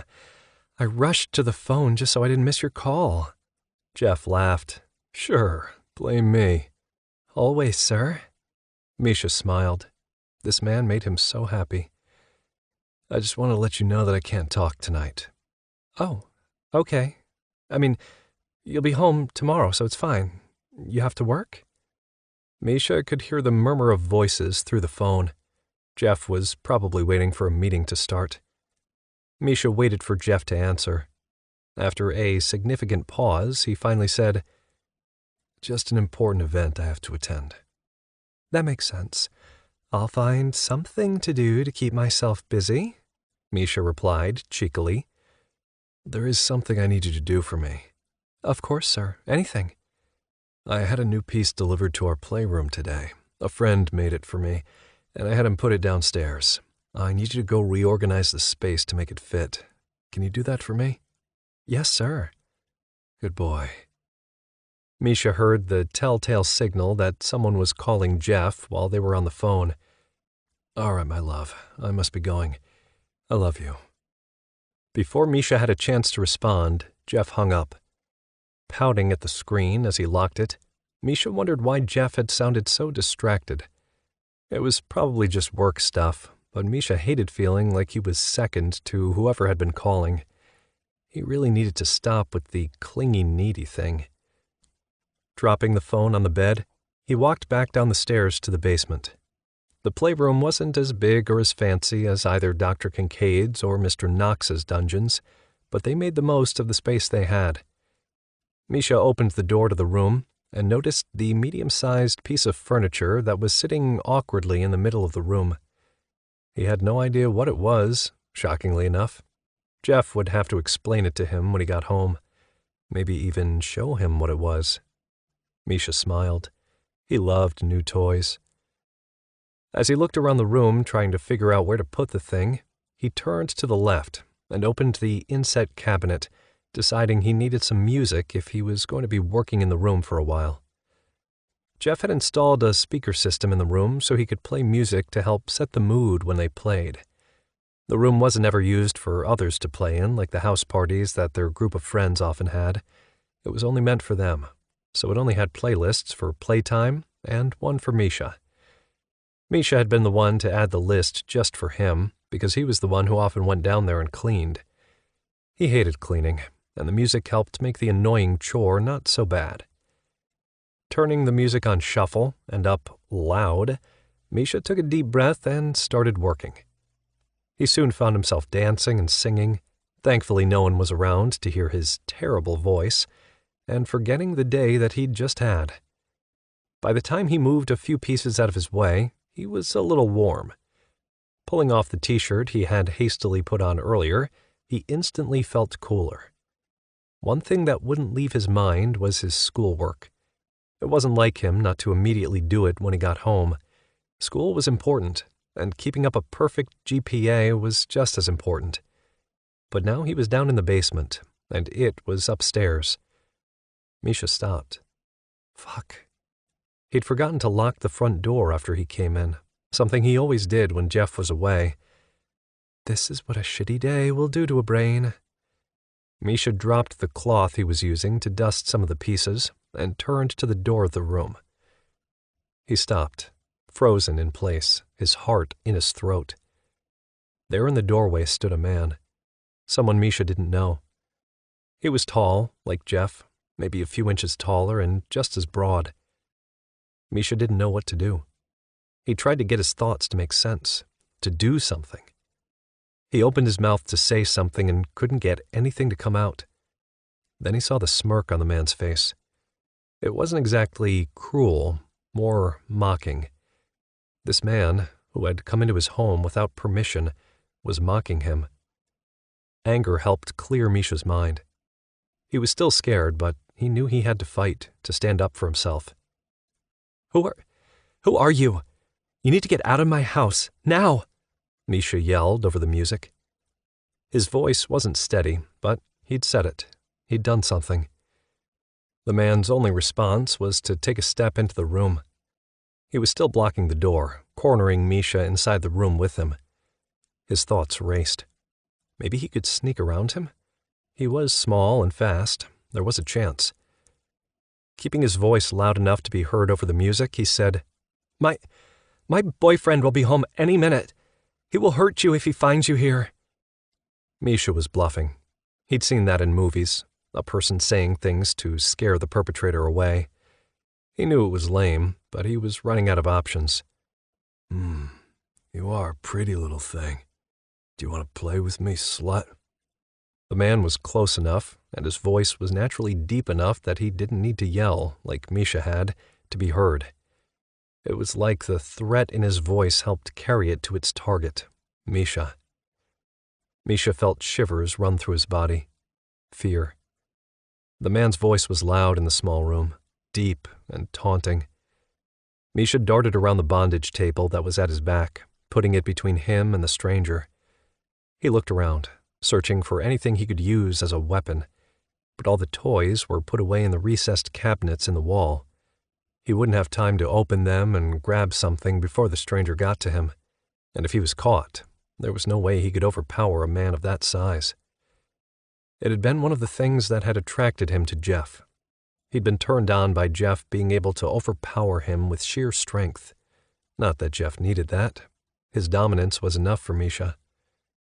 Misha started to take measured steps to the left, toward where the dungeon chair was, thinking that if he could trick the guy to go one way, he would be able to get around and out the door by changing his movements at the last minute. The door was still open, which meant he still had a chance. A small one, but he would take it. It worked. With each step he took left, the stranger took one in the same direction. Misha could feel his adrenaline pumping. His nerves jumped and he felt flush. It was so similar to the feeling he got when he was in a scene with Jeff that Misha felt confused and jumbled. Taking another step, the man was within reach of Misha. He smiled, grinning like he'd won a prize. At the last second, Misha ran to the right. He made it around the spanking bench before he heard the words that sent chills down his spine. "Nuh-uh, little boy. Don't run from me," the man growled, so close to Misha he swore he felt the stranger's breath on his skin. The air left his lungs as he felt strong arms wrap around him. Misha kicked and screamed and fought with everything he had. The next minute, Misha was over the spanking bench, the stranger's body covering his. Back to chest, ass to stomach. Misha could feel every inch of the stranger holding him down, including his hard cock pressing into him. Misha shivered. No matter how hard he fought, Misha's size was nothing next to the size of this man. He used his body to hold Misha down as he grabbed his wrists and strapped each one to the spanking bench, then each ankle. Misha felt tears burn his eyes. He felt hot breath on his ear, felt the hard-on pressing into him from behind. He felt the man's hands run over his body as he stood behind him. Misha shivered. Shame filled him as his body responded to the feel of the stranger's breath against his skin. This bench was a place Misha had experienced pleasure 1,000 times. Pleasure brought from pain, or from the soft but torturous caresses of his sir. Misha's body was responding as though this was one of those times. Like the stranger doing this to him, against his will, was Jeff. He felt his cock start to fill. Misha was embarrassed by his body's reaction. On a logical level, he understood why, but that didn't make a difference to his mind or heart. The man leaned down, once again covering Misha with his hard body. Misha could admit that the man was gorgeous, hot, and sexy, and if he'd been someone who Jeff had offered for them to play with, Misha wouldn't have turned him down. The stranger brushed kisses along his naked neck, where the t-shirt he'd taken off earlier had once covered. He nibbled the skin, then sucked hard. Misha was sure there would be a mark. He moaned, torn between pleasure and fear. "Are you going to dance for me, Tinkerbell?" Misha stopped breathing. There was no way it was a coincidence. No one knew that nickname except a handful of people. He dropped his head down, pressing it into the bench. The tears that had been burning his eyes fell, wetting the leather beneath his face. He was relieved and scared. The two emotions warred within him. He was turned on. This man was forcing himself on Misha, and without even wanting it to, Misha's body was reacting as if it was preparing for sex instead of preparing for a fight. Misha did the only thing he could do, the only thing he wanted to do. Played along. "Don't call me Tinkerbell." Confirmation. Misha was ready to slip back into the role of helpless prey. The stranger laughed. "Oh, how I like the ones who have fight in them." The man moved away then. Out of his periphery, Misha saw him go to the toy cabinet again and pull out a pair of shears that Jeff kept in there in case of emergencies when they used rope. Misha saw him grab something else, but couldn't see what it was. Then the music he'd turned up loud and booming became soft. Near silence filled the room, but Misha's own heartbeat was loud and thumping in his ears. Misha wiggled and pulled against the straps that held him down, needing to get out of them before the man returned. "Fight me if you want, little one. It'll make it better for us both." When Misha saw the man turn back and approach, he screamed and pulled against the cuffs some more. The man's only response was to laugh. When he reached Misha, he began cutting off Misha's tiny shorts. They were his favorites to walk around the house in because they showed off his ass to Jeff. Now they laid in tatters on the floor. Misha pulled so hard he saw red marks on his wrist from the cuffs rubbing his skin over and over. "Stop!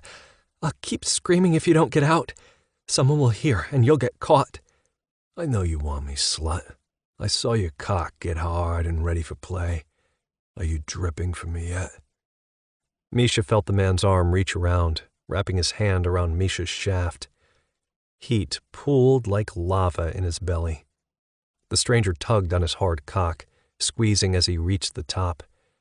Misha could feel the slippery wetness when the stranger ran his thumb around the head of Misha's dick. The man hummed, and Misha felt mortified at the evidence of his arousal. "What a gift you give me, little one. I knew you wanted me." Misha shook his head, denying his words. He knew it was stupid to deny the truth. His body gave the only answer there was, but Misha refused to give in. "You are one gorgeous little slut, all trussed up just for me." The stranger leaned back, no longer covering Misha with his strong body, but standing behind him, probably admiring his work. Misha shivered. He felt the man's hands again, running the length of his back, caressing his ass. Then he pulled Misha's ass cheeks apart. Misha felt the hot flush of shame crawl up his neck and face. He was exposed to a complete stranger, with no way to stop it or hide from it. "Please," Misha whispered. "You are gorgeous everywhere, little one, but it does hardly seem fair that you're naked and I'm not." The man moved around until he stood facing Misha. He locked eyes with him as he started to pull off each piece of clothing. Misha turned his head away. Slut's watch. Turn your head back around, the man said, his voice stern. But Misha refused, ignoring the order. What could the man do that he hadn't already done? Pain bloomed on Misha's ass a second after he'd heard the slap. He screamed. Misha turned his head back to yell at the man for hitting him when he saw what was in the man's hand. Misha's eyes widened in shock and horror. He was going to gag Misha. He quickly turned away again, but it was no use. No matter how much he fought, the gag was quickly secured around his head. Misha was breathing heavy from the fight. He could feel his energy crashing. He lay there tired and horny and ashamed as he watched the man's body with a hint of appreciation when each piece of his clothing was removed. How could he find anything attractive about this man? Misha nearly choked on the gag when the stranger removed his own underwear. His cock was hard and long, with enough girth that Misha was going to be feeling this for a while afterward. He started to wiggle again, ignoring his tired, aching muscles because he needed to keep fighting. Completely naked now, the man went back to the toy cabinet and grabbed the lube out of the warmer. Misha knew what was going to happen next. He wasn't going to escape this part. But maybe if he fought and kept fighting, the man would give up. The stranger returned to Misha. He felt the man's eyes on him, like brands heating his skin. The man pried apart his ass cheeks again. He ran his finger down over Misha's hole. Misha tried to pull away, but all that got him was another hard slap on his ass. No hair, little one. Did you prepare your hole just for me? The gag prevented Misha from replying. It didn't matter. Nothing mattered but getting this man off him. When Misha felt the lube being poured down his ass crack, he knew it wasn't likely that he would be able to stop the intruder from fucking him. The man's hand continued to rub the lube over his hole, exploring and pushing. Not enough to fuck his finger into Misha, but enough to send the heat of arousal through him. His rim was sensitive, and the more the man rubbed it, the more Misha moaned.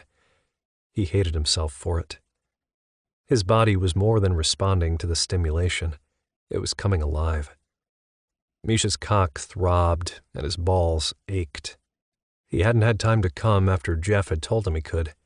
He'd been pent up all week, night after night edging himself while on the phone with Jeff. Now he was so close, he felt like he was coming out of his skin. The man finally pushed a finger into his hole. Misha arched his back, his body pushing into the invasion. He shifted restlessly, not wanting to urge the stranger on, but unable to stop his body from reacting, from wanting more. It was so wrong to enjoy it, but Misha couldn't deny that he was. His hard, dripping cock was evidence enough. Another finger joined the first, fucking into him, making him whimper. Did that hurt, slut, or do you like the pain? Before Misha's body could acclimate to the size of the man's two fingers, a third was there, pushing into his body with force. He screamed behind the gag. Your hole is practically sucking my fingers in, little one. The man lowered his face, licking a path up the side of Misha's neck. He stiffened, not sure what was coming next. Each sensation felt like an attack on his senses, like needles prickling his skin. Using his free hand, the stranger reached around Misha again, grabbing his cock and rubbing the head. Someone likes this. Look how wet you are. He laughed. It was a combination of mocking and joy. Pulling his fingers out of Misha, Misha felt hope that maybe that was all the man would do. But his hope was dashed a moment later, when Misha felt the blunt head of the stranger's cock pressing against his hole. You're so ready for me. The man growled out the words. Misha shook his head. Screaming behind the gag was useless, but he did it anyway. He couldn't just lay there and do nothing. Hadn't he already humiliated him? Wasn't that enough? Through the gag, Misha tried to beg him not to go any further, but the man didn't listen. He was undeterred. It was going to happen. Misha was going to be raped in his own home while his boyfriend was away, oblivious and unable to help in any way. Tears stung his eyes again. Misha whimpered when he felt the man's dick push against his rim. He tried to push the stranger away, but only succeeded in bringing him closer. Before he knew it, Misha was full of the man's cock, penetrated. The suddenness of it burned. Misha cried out in pleasure pain. There was no comfort from the stranger, no pause, no soft words. There was only another thrust as he pulled out and surged inside of Misha again. Shh, I could have made it not hurt. The stranger pushed into him again, groaning in Misha's ear. But I do enjoy hurting you. He thrust deep. Misha sniffled, but the pain was fading, and the feeling of being full was taking over. The shame Misha felt from taking pleasure in each thrust remained. He closed his eyes, blocking out the world as he just floated on the sensations this stranger was forcing on him. Chapter 8. Jeff. After he'd gotten off the phone with Lucas earlier that day, the rest of Jeff's time at the hotel had been a complete blur. He'd barely remembered the car service picking him up and taking him to the airport, and he'd been anxious throughout the flight home. But as soon as his plane had touched down, the sense of urgency to get home to his boy had taken hold and wouldn't let go. Jeff had been glad at the time that all he'd had was a carry-on, so he hadn't had to wait for his bag at baggage claim. He'd quickly made his way through the terminal and out to his car. His mind had been so fully occupied he wasn't even quite sure how he'd made it home as fast as he had. Pulling into his driveway, Jeff had parked behind a rental luxury SUV, and his heart had started beating wildly. He'd made his way inside and had been immediately assaulted by the sound of Misha's music track he listened to while he cleaned the playroom. Chills had racked Jeff's body, and he'd quietly made his way down to the basement, not quite knowing what to expect. When Jeff had stopped in the doorway of the playroom, he somehow hadn't been prepared for what he'd seen, even though he should have been, even though he'd known. It shouldn't have spiked his blood pressure when Jeff had watched his best friend manhandle his boy onto the spanking bench. It shouldn't have made him nervous when he'd seen Misha do his best to fight being locked down. It shouldn't have made his palms sweat when his sweet boy had cried out against his would-be attacker, his voice sounding clogged from the tears Jeff had known Misha must have had slipping down his face. Jeff's gut had clenched, and suddenly he'd felt anguish for what he'd been putting his boy through, for what he'd arranged to be done to him. Goosebumps had skittered up Jeff's spine when he'd watched his best friend kiss his boy's neck, and heat had zinged through him when he'd heard Misha moan. The combination of the two feelings had set the hairs on the back of his arms and neck on end. Jeff had nearly moaned aloud when he'd heard Lucas call Misha Tinkerbell, and had seen the visceral reaction of the words as it had made its way through Misha's body. His boy had stopped moving. His body had tensed, and then Misha had seemed to deflate as he'd lowered his head down to the bench. Jeff had seen Misha warring with himself, probably wondering how he should have been feeling, how he should have been reacting, versus how his body had felt, how it had reacted. But when he'd finally heard Misha say, "Don't call me Tinkerbell," the agreed-upon response to the use of his nickname by a stranger if he wanted the scene to keep going, Jeff had released a breath he hadn't known he'd been holding, and the tension had drained out of his body. He'd known in that moment that his boy was officially on board with what was to come, and Jeff had practically seen the change come over him. He'd watched as Misha had fallen into the role he was now playing, sinking into the fantasy he'd admitted to Jeff years ago.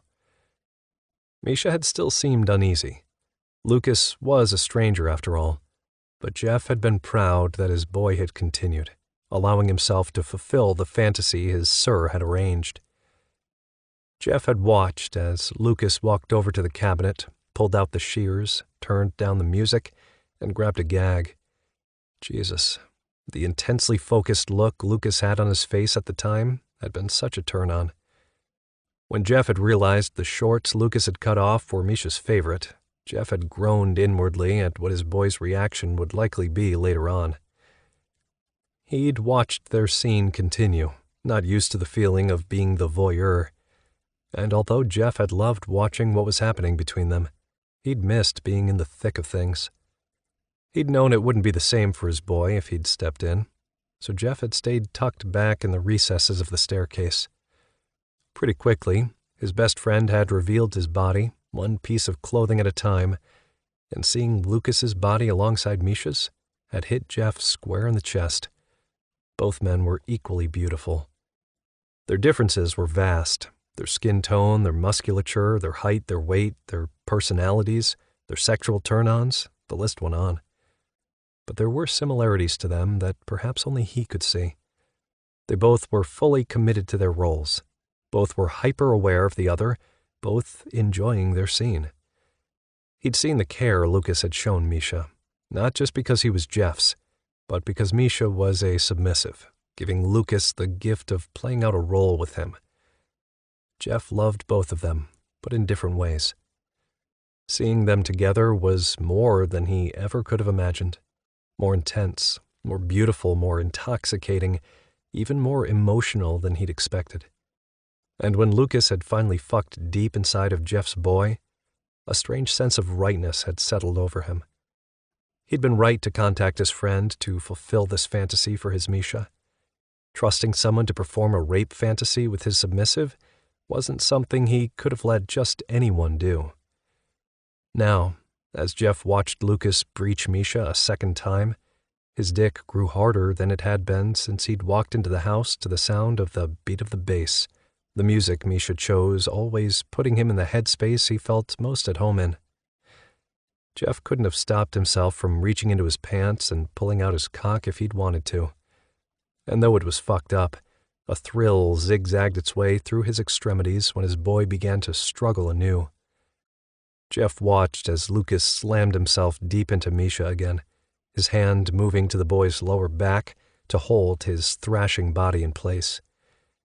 His friend reached forward with his other hand and gripped Misha's hair in a tight grip, if Misha's gasp was anything to go by, and shoved his face into the leather of the spanking bench. And though Lucas wasn't a stranger to Jeff, he was a stranger to Misha.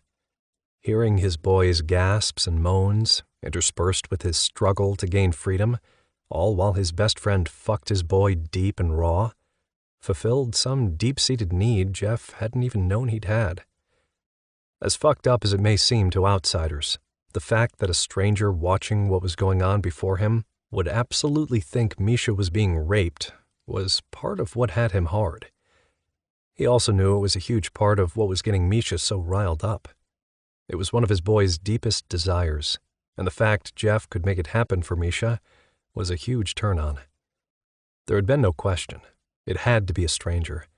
There couldn't have been any other way. It wouldn't have been what Misha needed, fulfilled his most secret desire, had Jeff been the one to do it, because having Misha know who was doing it to him wouldn't have allowed him to let go and play his role as he was. Jeff watched as Lucas leaned over Misha and growled in his ear, "You keep squeezing my fat dick like that, you're gonna make me come. You want my seed, little one?" Misha groaned and let out a whimper, shaking his head before he managed to say what sounded like no around his gag. But that only made Lucas speed up his thrusts as he responded, "Oh yeah, you do. You're humping back against me and clamping down on my cock. When I pull out, your body is so hungry it tries to pull me back in. Doesn't matter if you admit it. I'm gonna give you my load as I peg your prostate and force an orgasm out of you whether you want one or not." Misha shook his head again and whined, but Jeff knew that while the parts of his boy's body he could control were rejecting the idea, the parts he couldn't control were saying yes. Fuck yes. Jeff watched as Misha gripped the edges of the spanking bench, and his ass arched up just enough to invite Lucas to plow him at the perfect angle. His best friend's hips took on an even faster rhythm. The slapping of flesh against flesh and the heated sounds of arousal from both men had him on the brink of coming himself. Lucas's hips broke their steady pace, and he made harsh, quick jabs deep into Misha's depths, hitting his gland, if the frenzied noises escaping him were any indication. When Lucas's control shattered, his body covering Misha's, it took everything in Jeff not to tumble over the edge with him. But when his boy made a keening cry through the gag he wore and spattered the bench with his cum, Jeff had to squeeze the base of his cock to keep himself from spraying his own seed on the floor in front of him. Once Jeff had control of his orgasm, he tucked himself back in his pants, wincing at the tight fit, but knowing he wouldn't have to contain his hard cock much longer. He slowly made his way across the room to the two most beautiful men he'd ever seen, their chests heaving with exertion. Misha was still tied down to the bench and gagged, and his eyes were closed tight. Jeff watched as Lucas pushed himself up and nearly pulled out of Misha before Jeff caught his eye and shook his head. Heat flared in his friend's eyes, and they both looked down to the much smaller man who was still at their mercy. He saw Lucas's hands grab Misha's round globes and squeeze them tight as he seated himself more firmly in Misha's ass. If Lucas was still blessed with a quick recovery time, he'd be able to stay in Misha's ass until he was ready to go again. Until then, Jeff had to take care of his sweet boy. Squatting down to Misha's eye level, he began to remove the gag, and when he did, he pulled his boy out of his daze. When their eyes met, Misha's flared to life, and tears began flowing down his cheeks. A sob tore from his boy's throat as a rough whisper said his name like a prayer. "Sir." But when he tried to speak, "I need—" Jeff leaned in and interrupted him, his voice rough when he whispered, "I know what you need. I always know what you need." He reached down and untied one of his boy's wrist restraints. "Hold on to me, and tap out if you need us to stop." Misha nodded but said nothing. As Misha's tears slowed, Jeff stood and inched forward until his groin was right where Misha needed it to be. Jeff clasped his boy's head and drew him in until Misha could nuzzle and breathe in his scent to bring him down and calm his nerves. Jeff stared into his best friend's eyes as he did this, and something passed between them. He couldn't put a name to it if he tried. Jeff watched as Lucas's hands began to massage Misha's ass again, and then on up from there. The massage turned into caresses, and the caresses into barely there touches that Jeff knew would help Misha. When Jeff felt his boy move, he broke eye contact with Lucas and gazed down. His eyes nearly rolled back in his head at the feeling of his boy's lips and tongue outlining his hard cock over his suit pants. Knowing what Misha desired more than anything at that moment, Jeff dragged his zipper down and pulled out his hard cock, letting out a relieved breath when it was freed of its confines. Misha whined and lifted his head just enough to wrap his lips around his cock and suck him in deep in one fluid motion. "Fuck, baby, but I missed that mouth. Take what you need from me." Frantic noises escaped his boy's lips, soft moans, whimpers, and sighs, as he went to work on Jeff's dick. He was nearly desperate in his movements, as if he couldn't get enough, as if he needed Jeff's essence to survive. Shh, baby, I've got you." Jeff clasped Misha's head in his hands and hugged him close to his body, his cock sliding without resistance down his boy's throat. The whimpers Misha let out as he did so, a testament to his need. He swallowed convulsively around Jeff's cockhead, desperate for more of his sir. Jeff held him there for as long as he dared, then pulled out to his boy's cries. "No, please, sir, more." Jeff gave Misha what he needed and gazed back up at Lucas, who had started to move, his cock obviously ready to go again as he pumped slowly in and out of Misha's cum-slicked hole. Lucas leaned forward, wrapped his hand around Jeff's neck, and pulled him down to his lips. Both of them shoving deeper into Misha, their spit roast drawing keening whimpers from so deep in Misha's throat he could feel them vibrate against his cock. As Jeff kissed Lucas with a passion ignited by the moment, he could feel his best friend's need, and his own, matched it, as they both held on to the back of each other's necks tight enough to bruise, as if either one of them would even think of pulling away. Jeff managed to move his hips back far enough to give Misha some room to breathe, and then he grinned through his kiss when his boy pulled him back, impaling himself on Jeff's cock once again. Finally, Jeff and Lucas came up for air and began fucking Misha in earnest. Misha cried out around Jeff's cock as they both drove in hard at the same time and began a steady rhythm. The constant moans around his cock told him all he needed to know as both doms chased their orgasms. Lucas leaned over and clasped Misha's throat, pulling him up at an angle that was just enough to exert his dominance from behind as Jeff exerted it from the front, grasping his boy's hair in an iron-tight grip as he fucked into his mouth. Their spit roast was frenzied, and they both leaned forward and kissed one last time as each of them shattered, coating Misha's insides with their seed. Jeff could tell by his boy's whimpers and shakes that he'd come a second time. Jeff quickly tucked his cock back in his pants. Knowing Misha had nothing left to give, both doms made quick work of untying him from the bench. Lucas helped pull him up gently and placed him in Jeff's arms. Jeff walked him over to the queen bed they used on days when going up 2 flights seemed an impossibility after play. When Jeff lay down with Misha in his arms, Lucas followed with a bottle of water and a warm, wet cloth, which Jeff took immediately to clean Misha up. Lucas pulled the blankets over them from the other side of the bed. When he went to pull back, Jeff tugged on his arm. "Stay. He should have us both while he comes down." Lucas smiled and crawled in behind Misha, keeping him warm from behind. He rubbed Misha's arms and ran his hand through the boy's hair as Jeff murmured to him, telling him how good he was and how proud he was of him. Both doms caressed and held him, giving Misha the time and care he needed to come back into himself. Misha finally opened his eyes, his blissed-out expression a testament to how he felt in that moment. Jeff held some water up to him, and Misha allowed him to tip it back so he could sip at it slowly. Jeff smiled, so much love for his boy filling him. Leaning in, he gently kissed Misha's forehead and whispered, "Enjoy yourself, boy." Misha nodded, still floating, and smiled. "You made my fantasy come true." Jeff nodded in return. "And you did beautifully, Misha. I'm so fucking proud of you." Misha blinked dazedly up at him. "You watched, sir?" He nodded and hummed. "From the moment he strapped you down."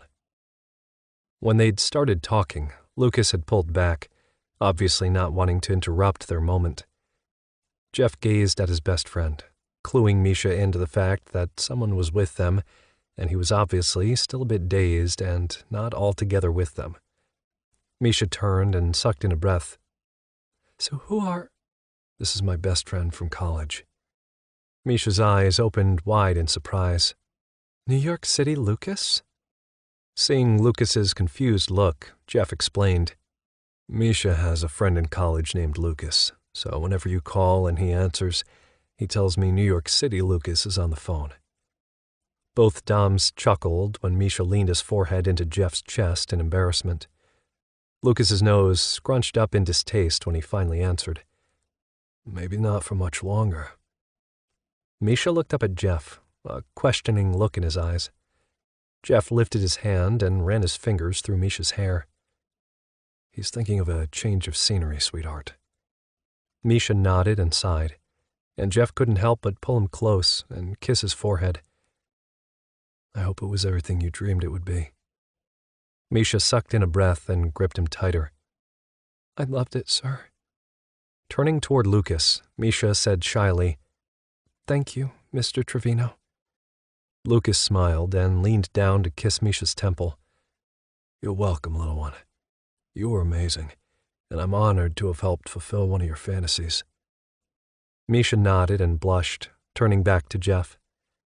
Misha leaned up to kiss him, and Jeff couldn't help but lean into his boy's offering, wrapping him up in his arms even tighter, and reveling in Misha's soft, sweet lips. He felt the bed dip and pulled back from Misha, glancing up to see Lucas getting out of bed. "Hey, where are you going?"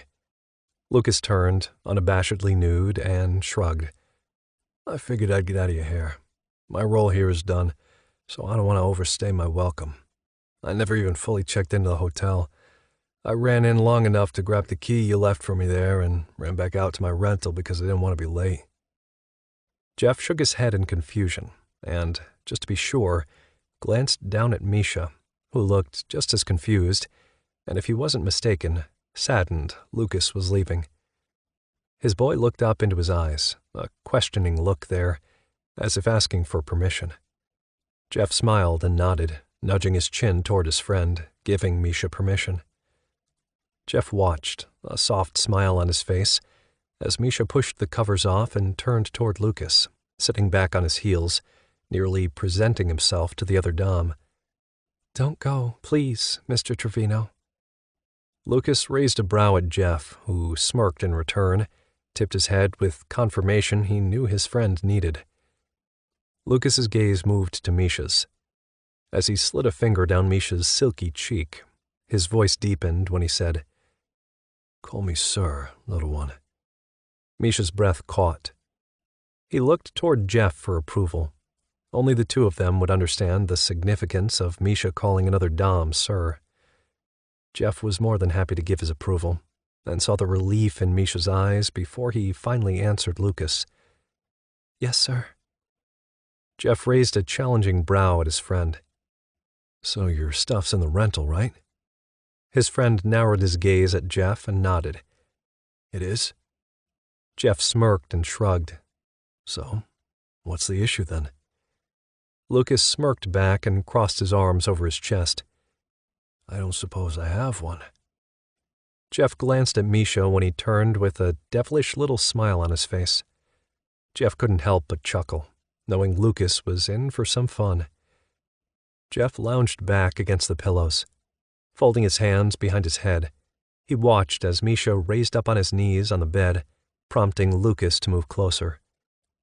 When they were but a hair's breadth apart, Misha slowly stood, nearly crawling up Lucas's body as he latched onto him, wrapping his legs around Lucas's waist and prompting Lucas to grab Misha's ass to hang on to him. Lucas peered around Misha and met Jeff's gaze, brow lifted. Jeff chuckled and said, "Looks like my shy boy is gone, and my playful one isn't ready for you to leave." Lucas gazed at Misha. "You want me to stay, boy?"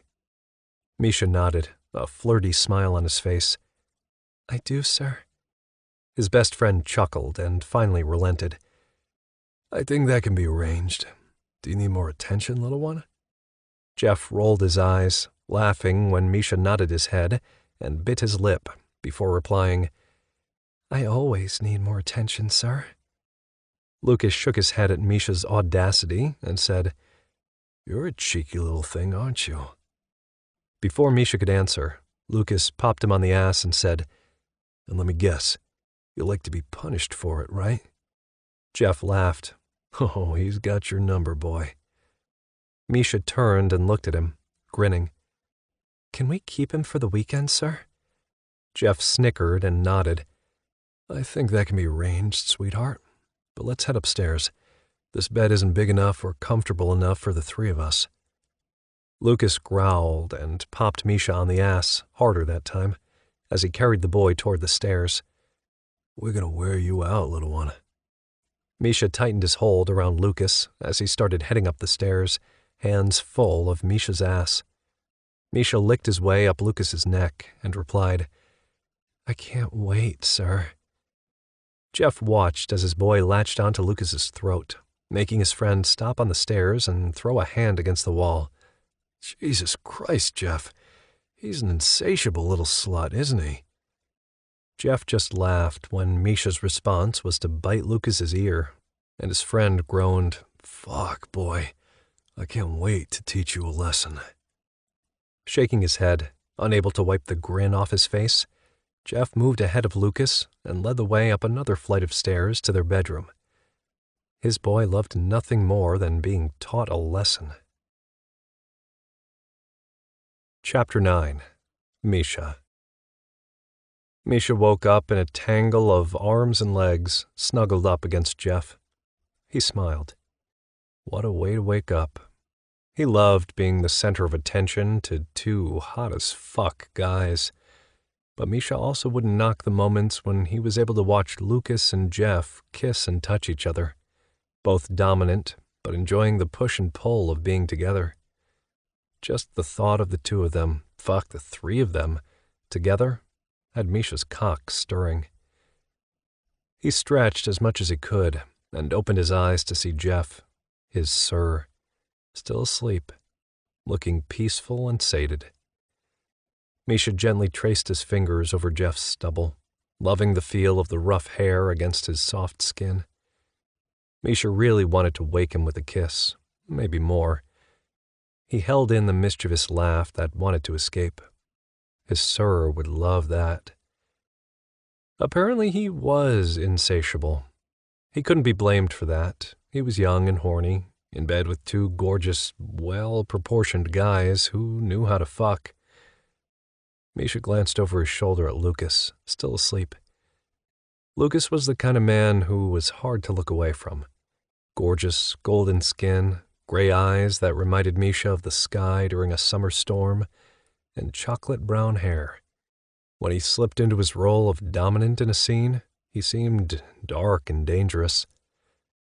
The moment Misha had realized that Lucas was sent by Jeff, he'd been a little surprised. Lucas had played his role so well. People never understood how Misha and Jeff could slip into their roles so easily. So much so that when they were playing a role, it didn't feel like an act at all. Misha had always thought it was the same as slipping into the submissive role or dominant role in a regular scene. Some people, like his friend Jamie, weren't submissive in life, only in the bedroom. But when the time came to let control go to their dom during a scene, their submissiveness wrapped around them like a warm blanket. None of Misha's friends' submissive natures were the same. Zach was more of a full-time submissive, but he needed the control of his dom, or he would unravel at the seams. For Misha, he was submissive in most ways. It wasn't a need for control in his life, but a desire for it, a want that made him feel loved and cherished. But his also wasn't all structure and rules. Jeff helped him find a balance in between being his equal and being Jeff's to own and control. Lucas, he was perfect. Perfect in a way that fit with them and their kink. They had played with plenty of others in their relationship, but last night had been off the fucking charts perfect. Lucas didn't draw attention away from Sir. He formed his own place, working in concert with them both to make the role play better, hotter, more fulfilling in small ways. Detangling himself as slowly and gently as he could, so as not to wake either Lucas or Jeff, Misha climbed out of bed. Grabbing a jock from the pile of clean clothes sitting on his dresser, glad for once his laziness about putting his clothes away came in handy, he quietly slipped out of the room. Using the hall bathroom for his morning shower was the only way not to wake the two sexy sleeping men. None of his personal items were in there, so he had to grab new bottles of his body wash and things from the bathroom closet where they stored them. Misha decided it was best to be thorough in his cleaning. Who knew if they would get up to more sexy things again that day? Lucas was staying the whole weekend, which made Misha giddy, and he bounced up and down a little when he couldn't control his excitement. Misha could hope for Lucas to stay a bit longer. He wasn't against the idea. Who was he kidding? He was more than ready for more with the two of them together. Washed and hungry, Misha dressed in his jock and walked into the kitchen. Putting on his apron, he set out to make breakfast for everyone. It was his duty as host to make sure they were fueled after hours of fucking. He was the beneficiary of the fucking, so it was only right. And if it was incentive for them to do more, good. Laughing to himself, he pulled the eggs, ham, and cheese out of the fridge. Setting it by the stove, he grabbed the pan he would need to make his very yummy, super special omelets. Misha turned on the stove after putting in a bit of margarine to let it heat up and melt to coat the pan. Turning to the coffee pot, he started to pour the grounds and water into the machine. With the coffee brewing, Misha knew it was only a matter of time before the smell of the roasting beans would reach the bedroom and wake the two men up. Misha knew that from experience, since Jeff had used that same method on him countless times. Nothing like coffee to wake up the brain and start the day right. Misha was just finishing up the second omelet and filling small bowls with fruit when he heard a door open and close upstairs, followed by the slap of bare feet on hardwood floors. He loved listening to Jeff laugh with Lucas. He knew they were best friends, had been for over 15 years, and hearing him with Lucas like that wasn't new. He'd sat next to Jeff on the couch plenty of times while the two friends chatted on the phone. Misha had never had the opportunity to meet Lucas since he lived and worked in New York, but he always knew that they'd get along, since they both loved Jeff and wanted the best for him in their own ways. Jeff walked into the kitchen first, a smile stretching his lips. Misha returned the smile, his heart warming from the love he saw reflected in Jeff's eyes. Jeff was dressed in his favorite sleep pants, a gift from Misha last year. They were fucking cute, with unicorns and the words, "I have a magical horn," all over them. Lucas followed right behind him in borrowed dark blue pajamas. "I cannot believe you bought him those pajamas, little one," Lucas said, still laughing. "All right, I think you laughed enough about it. Besides, my horn is magical." Jeff winked at Misha as he leaned down to kiss the side of his forehead. "Good morning, sweetheart. Breakfast smells delicious." "Good morning, sir. I made omelets for you." It was a simple meal, but Jeff's favorite. Jeff eyed the plates of food. "I only see two. Did you not make yourself one?" "Not yet, sir. I was just about to." Jeff gave him a thoughtful look before turning to look at Lucas. Whatever his thought had been, he came to a quick conclusion because he turned back and said, "There's no need." Jeff grabbed the filled plates from the counter and walked over to the table. He placed his plate in his normal spot at the table, then placed Lucas's in Misha's spot. Lucas eyed him with a smirk, and Misha was sure he was missing something. That something was cleared up real fast when Lucas sat down and Jeff took the pillow they kept on the bench seat and placed it on the floor between the two men. Misha felt his face flush and his dick perk up. He wasn't embarrassed. He was aroused. Like off the charts too hot to handle turned the fuck on. A simple insinuation of kneeling for these two and he was done for. If there was something more than turned on, Misha was that. He nodded in understanding to Sir, who sat looking at him expectantly. Misha walked over to the table, glad that his hard cock was hidden by the apron he wore. No need for them to know how much or how fast this was making him hot. Misha was just about to kneel when Sir stopped him with a hand on his arm. "Take the apron and jock off, boy. We want to enjoy the view while we eat this delicious meal." Misha melted. After doing what he was told, Misha kneeled on the pillow, head tilted down, hands resting behind his back. Sir had done this with him before. They often slipped in and out of their power exchange without even planning to. Misha loved the simplicity of their play, how it integrated with their everyday lives. Misha enjoyed kneeling for Sir. He came alive under his control. He waited for what came next. Sometimes Sir just wanted him quiet and thinking about nothing but serving him, and other times he wanted to pamper and show Misha how much he cherished him by feeding him from his own hand. Misha loved it both ways. Really, he loved everything they did together. A tap on his shoulder from his right made Misha look up. Sir had a small piece of mango in his hand. Misha opened his mouth, licking Sir's fingers as he pulled them out. Head back down, Misha chewed. His cock was still hard. He was on display, for Sir and for Lucas, for them to do as they pleased. Misha sank into that space, the one that allowed him to let go of anything except being there to serve and be used. Then he felt the same tap on his left shoulder. Looking up, he saw Lucas holding out a small, cut strawberry, the juices running over his fingers. Misha tipped his head back and locked eyes with him, opening his mouth wide, and waited. Heat filled Lucas's eyes.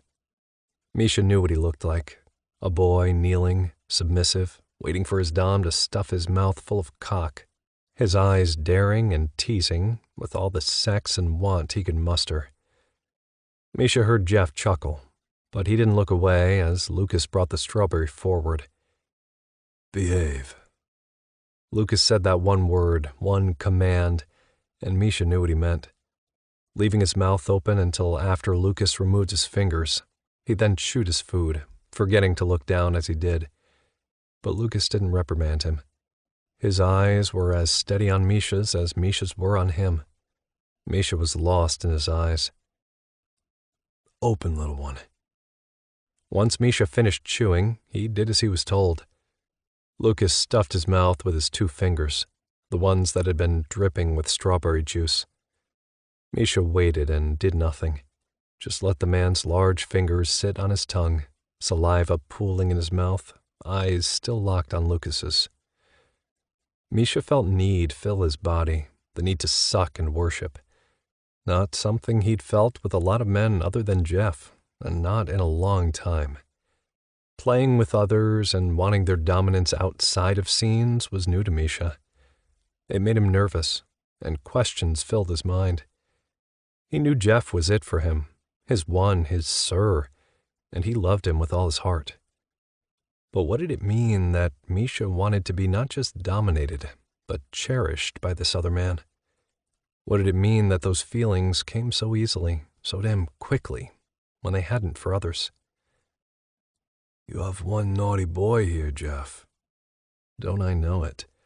He's quite the handful when he wants to be. Jeff laughed, and it was warm and full of affection. I think we're going to have a lot of fun playing with you, little one. Now suck my fingers. Show me what you want to do to my cock, Lucas said, his tone sultry and heated. Misha obeyed and let the worry and questions fall away. He was there to serve them, to obey and be used. That was his place, and Misha loved being there. Misha sank into his mind, comforted by the fact that he could. Everything else could come later. Jeff would know the answers, and Misha would always trust in that. Chapter 10. Jeff. Jeff, lazily petting Misha as he floated in subspace from their last scene together, gazed over Misha's head at Lucas, who was snuggled against Misha's back, his arm around him and his lips against Misha's soft hair. Seeing Lucas so tuned in to Misha's needs, as he had been all weekend, filled Jeff with a sense of rightness he'd only ever felt with Misha. They'd had a wonderful weekend, and Jeff's heart felt full now that his boy had finally met his best friend. Jeff smiled, thinking about Lucas extending his stay until Monday morning. His flight had been scheduled for late in the morning on Sunday, but on Saturday night, Misha, head resting on Lucas's bare chest, had looked up at Jeff's best friend with puppy dog eyes and said, "Don't leave tomorrow." After Lucas had looked into Misha's eyes to make sure he was being serious, Lucas had picked up his phone immediately to call his personal assistant and have her change his flight to Monday. Jeff's heart warmed, remembering the way Lucas had kissed the top of Misha's head and had reached behind him to grab his phone. He hadn't paused to think about it. He hadn't checked with Jeff. As soon as he'd seen that it was what Misha had truly wanted, Lucas had moved to do what he'd been asked to do simply because Misha had asked it. If that act alone hadn't said enough about how much Lucas had grown to care for Jeff's boy in such a short period of time, the way he'd ended the call and rolled Misha underneath his muscular body, spending the next 20-some-odd minutes taking Misha apart with his hands, lips, teeth, and tongue, had clinched it. His heart began to race when Lucas, probably having felt Jeff's eyes on him, lifted his gaze to meet Jeff's with something new, intense, and meaningful in his eyes. Without words spoken, they both leaned toward one another and shared a deeply passionate kiss. Their movement jostled Misha, who hummed and burrowed into Jeff's chest and whispered, "I love being pressed between both of you." Lucas broke their kiss and chuckled quietly, and without thinking about it, they both moved to kiss the top of Misha's head, making him hum again and wiggle between them. "You're both so warm. I don't think I'd ever get cold with both of you surrounding me." Jeff grinned, and Lucas replied in kind, each of their eyes searching the others for something. But Jeff's guess was that neither knew what exactly they were searching for. Lucas turned Misha's head his way, and they shared a tender kiss. "You're remarkably sticky, little one." Misha yawned, and then, as if he was cluing into what Lucas had said, let out a long, quiet gasp in mock outrage. "I'm covered with both of your cum and sweat, which is obviously not my fault. You were both monsters taking advantage of an impressionable, innocent young man." Jeff snorted. "Innocent?" Lucas grinned and looked at Jeff. "Why don't you give our boy here a bath, and I'll go get dinner started. Apparently taking advantage of an impressionable, innocent young man makes me hungry." Our boy. Struck dumb for a moment, Jeff nearly missed the cuteness that was Misha's impish little smirk before he asked Lucas, "Hungry enough for round 2 after dinner?" Still reeling from what Lucas had said, Jeff wasn't quick enough to respond and heard Lucas ask, "Round 2? Misha's face scrunched up as he thought on it. "Oh, 3? No, it's more like 3.5 because of..." Lucas leaned down and bit Misha's ear. "Exactly. Because of..." They all chuckled quietly, and Jeff leaned in to kiss them both before he got out of bed. "Let me get the water ready for him while you keep him warm." "Such a hardship," Lucas murmured, as he turned Misha his way and covered him with his much bigger body, leaning in and nuzzling his neck, making Misha giggle. Such a sweet sound coming from his boy made Jeff's heart happy. Walking into the bathroom, he plugged the tub and turned on the waterfall faucet to scorching, Misha's default setting, before he took a much-needed piss. He took a few minutes to stretch his limbs, his back, and his neck, feeling tired and sated, physically, mentally, and emotionally, in a way only brought on by a day of making love. He wandered back over to add Epsom salts and Misha's favorite bubble bath to the rapidly filling tub. Once it was filled enough for Misha's body to be mostly covered by the rising bath water and bubble bath, Jeff set out the sea sponge he used to wash his boy, checked that there were fresh towels on the warmer, and then made his way back to the bathroom door. He stopped and leaned against the door jamb, enjoying the sight before him. His heart filled to bursting as he watched his 2 favorite men in the world wrapped around each other, whispering, gazing, and kissing each other languidly, as if they'd been lovers for years. They must have realized they were being watched, because Misha blushed and Lucas smirked. "You ready for him?" Jeff winked at Lucas and nodded. "I am." He was about to head toward the bed and help his boy get to the bathroom, but grinned broadly when Lucas picked Misha up bridal style, making the boy squeak in surprise. He carried Misha into the bathroom and placed him in the tub, kissing the boy's lips several times. "Be good for your sir. I'll see you downstairs when you're done. Take your time. There's no rush. I'm feeling for Mama's paella." Jeff closed his eyes and could practically smell and taste the dish already. Lucas didn't cook huge, elaborate meals often, but when he did, they were always his Spanish family recipes. His mother's paella took just a bit over an hour to make, so they really did have plenty of time.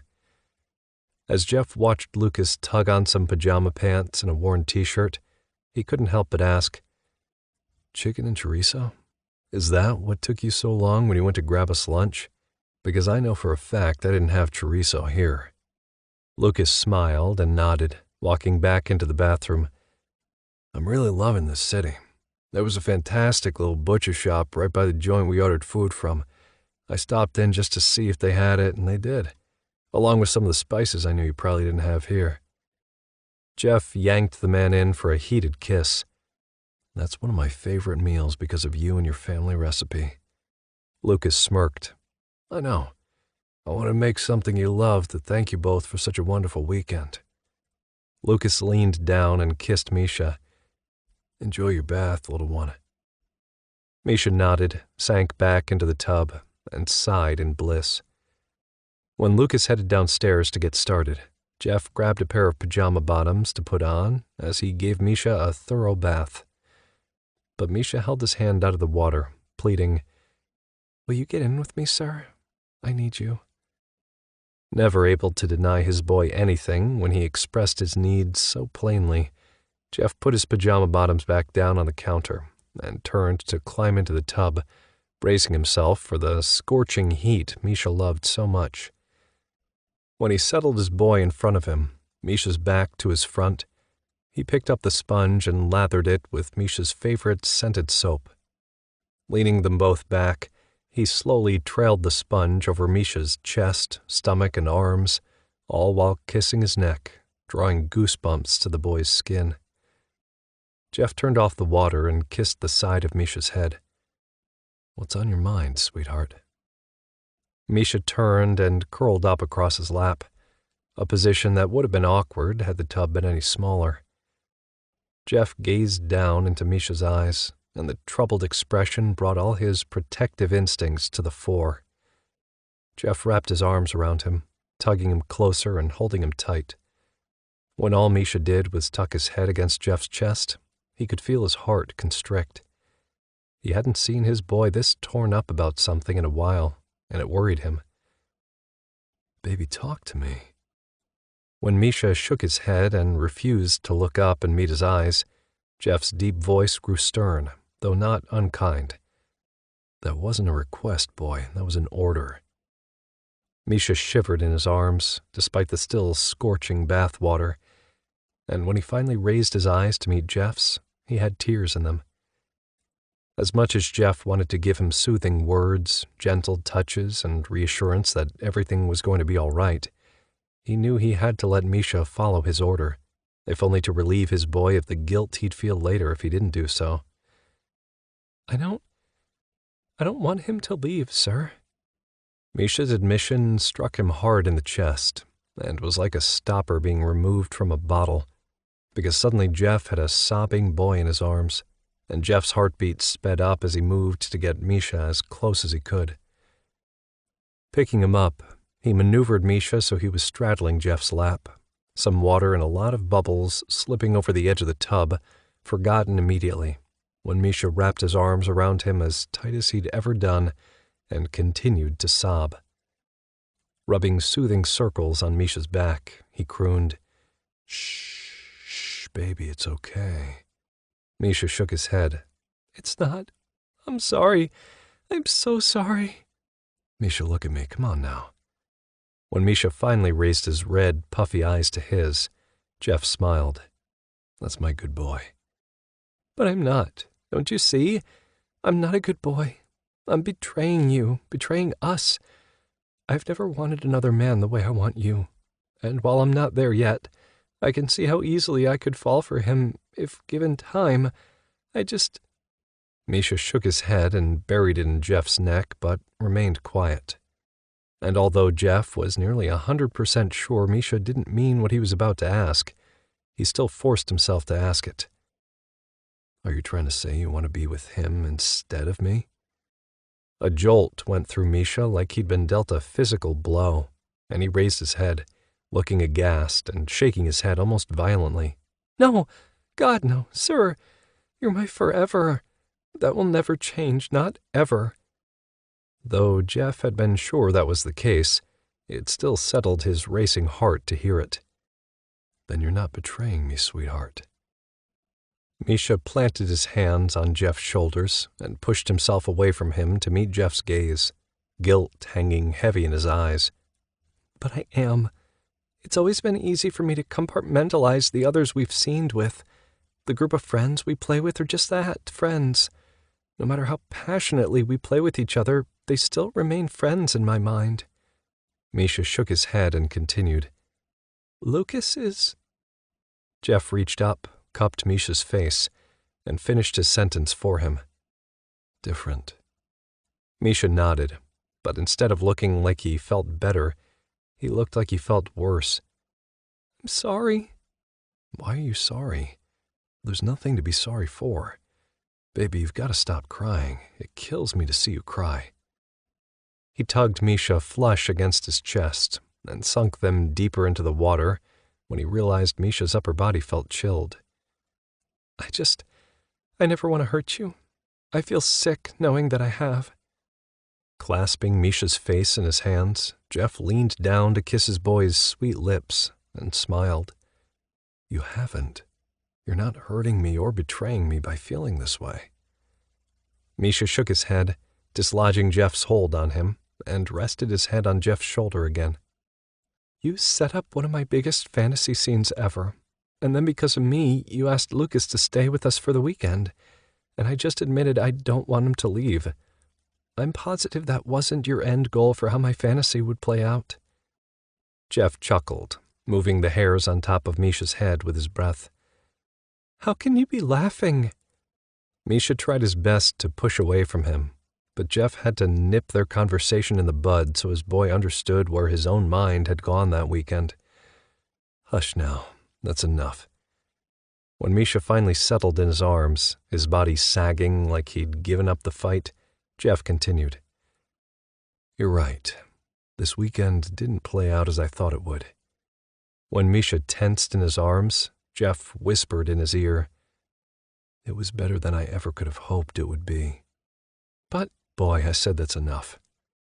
His stern response did what it often did, took the fight out of Misha, and allowed him to let go of his thoughts and his worries. Jeff could feel it in the loosening of Misha's body and the soft touches he was giving Jeff. Do you have any idea how fucking beautiful the two of you looked together? The only thing I've ever seen come close to that is when I watch us in the mirror. Your bodies moved as one. It was pure poetry in motion. Lucas is my best friend, and the only man I'm closer to in the world is you. Misha kept his voice soft and his head on Jeff's shoulder when he asked, Permission to speak, sir? Go ahead. Then why do I feel like it's a betrayal? It hurt to admit it to you, but I'd never keep it from you because that's not how we work. But why aren't you upset with me? Because I feel the same way. Jeff kept his answer simple, regardless of the fact his feelings were anything but. The gasp Misha let out as he sat up quickly enough for more water to pour over the lip of the tub was enough to make Jeff grin. But Misha's incredulous, What? nearly had Jeff laughing. The only thing keeping him from it was knowing Misha would feel like Jeff was laughing at him. Jeff shook his head, his eyes unfocused as he answered while picturing the scene he'd described. The way you spoke to one another, the absolute trust you had in him so quickly, the way you looked at him like you do me sometimes, it was all so much more than I'd planned. I honestly thought he might stay overnight and we'd have some good times like we do with our group of friends. But when I saw how you reacted to his touch and how attuned to him you were when he was giving you aftercare with me, it was beautiful. Jeff could tell Misha was going to speak again, so he covered Misha's lips with his finger and continued. When we play with others, more often than not, you don't allow them to give you aftercare. If we're in a scene together, you move toward me, and if we're scening apart, you often wait for me to finish so I can give you what you need.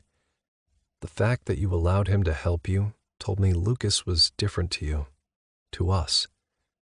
But what does that mean? That means I'm with you 100%. Lucas fits with us. We'll have to sort out the rest. I've never felt like we were missing something in our relationship. We play with others to have fun and explore our limits with each other. But it's never felt like this.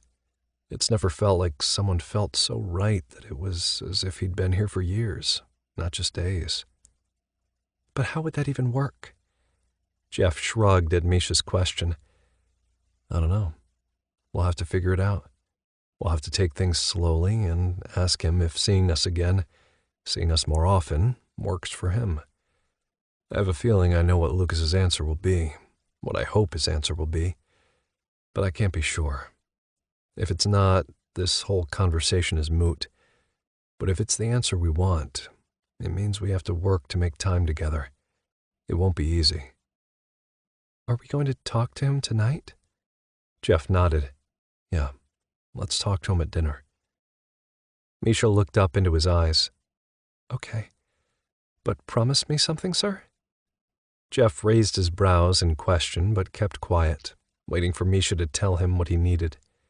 When he did, it was spoken quietly but fervently. No matter what happens, we can't let it tear us apart. I can't lose you, Jeff. I couldn't take it. Jeff clasped his face and brought him in for a kiss that was a promise. Nothing is going to tear us apart. I won't let that happen. Lucas wouldn't allow that to happen either. If it's not working, he'll be the first to walk away. He'd never want to hurt us, Misha.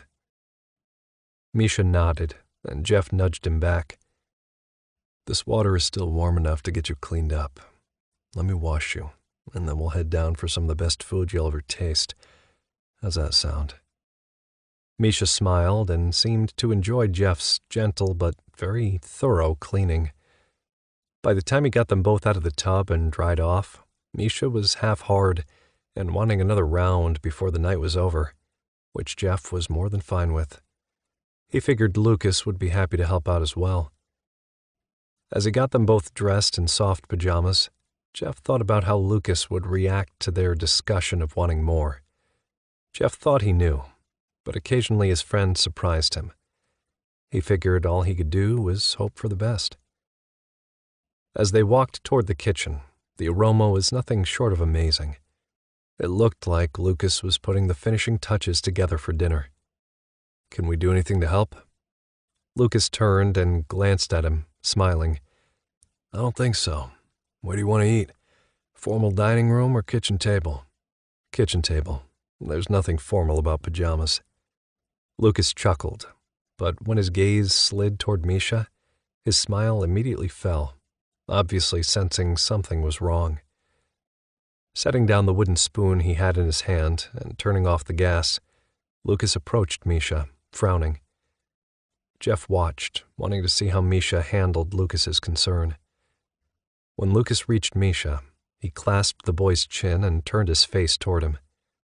Reaching up with his other hand, he touched the soft skin under Misha's eye and asked, What's the matter, little one? Misha allowed Lucas to pull him into a hug, and Jeff watched as Misha gripped Lucas tight. His best friend turned a confused gaze his way. Would either of you like to clue me in? I feel like I'm missing something here, but I don't know what. Jeff smiled when Misha sighed, still held in Lucas's arms. I'm all right. I don't know, got overwhelmed, but I'm feeling better. Lucas's brows furrowed as he asked Jeff, Sub-drop? Jeff shook his head. No, we'll talk more about it in a little bit. Why don't we dish up some of this amazing food and dig in? There's time for all that later.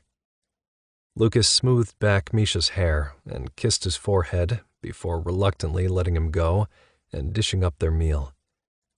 As they ate, Jeff did his best to steer the conversation to safer topics, and with Misha's help, they were fairly successful.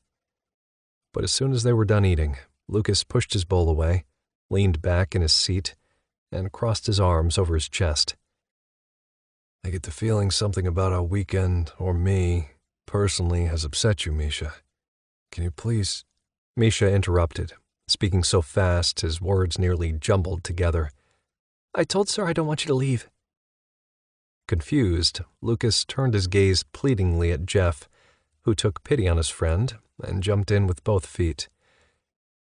Misha and I discussed how this weekend made us feel, how you made us feel. We want more of this. Gesturing between the three of them, Jeff continued, More of you, of us together. Jeff sighed and shook his head, reaching out to clasp Misha's hand in his when he admitted, It's going to be very hard for us to say goodbye to you tomorrow. At that, Misha started crying softly, doing his best to hide it from Lucas by avoiding his eyes and looking down at his lap. Jeff just waited, knowing a submissive hurting was akin to Lucas hurting as well. They were alike in that way.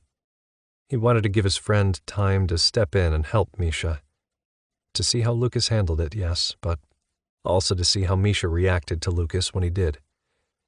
Jeff watched as, without hesitation, Lucas knelt by Misha's chair, reaching up to soothe him, drawing him into his embrace. Jeff could hear him crooning, "Shh, I've got you, don't cry."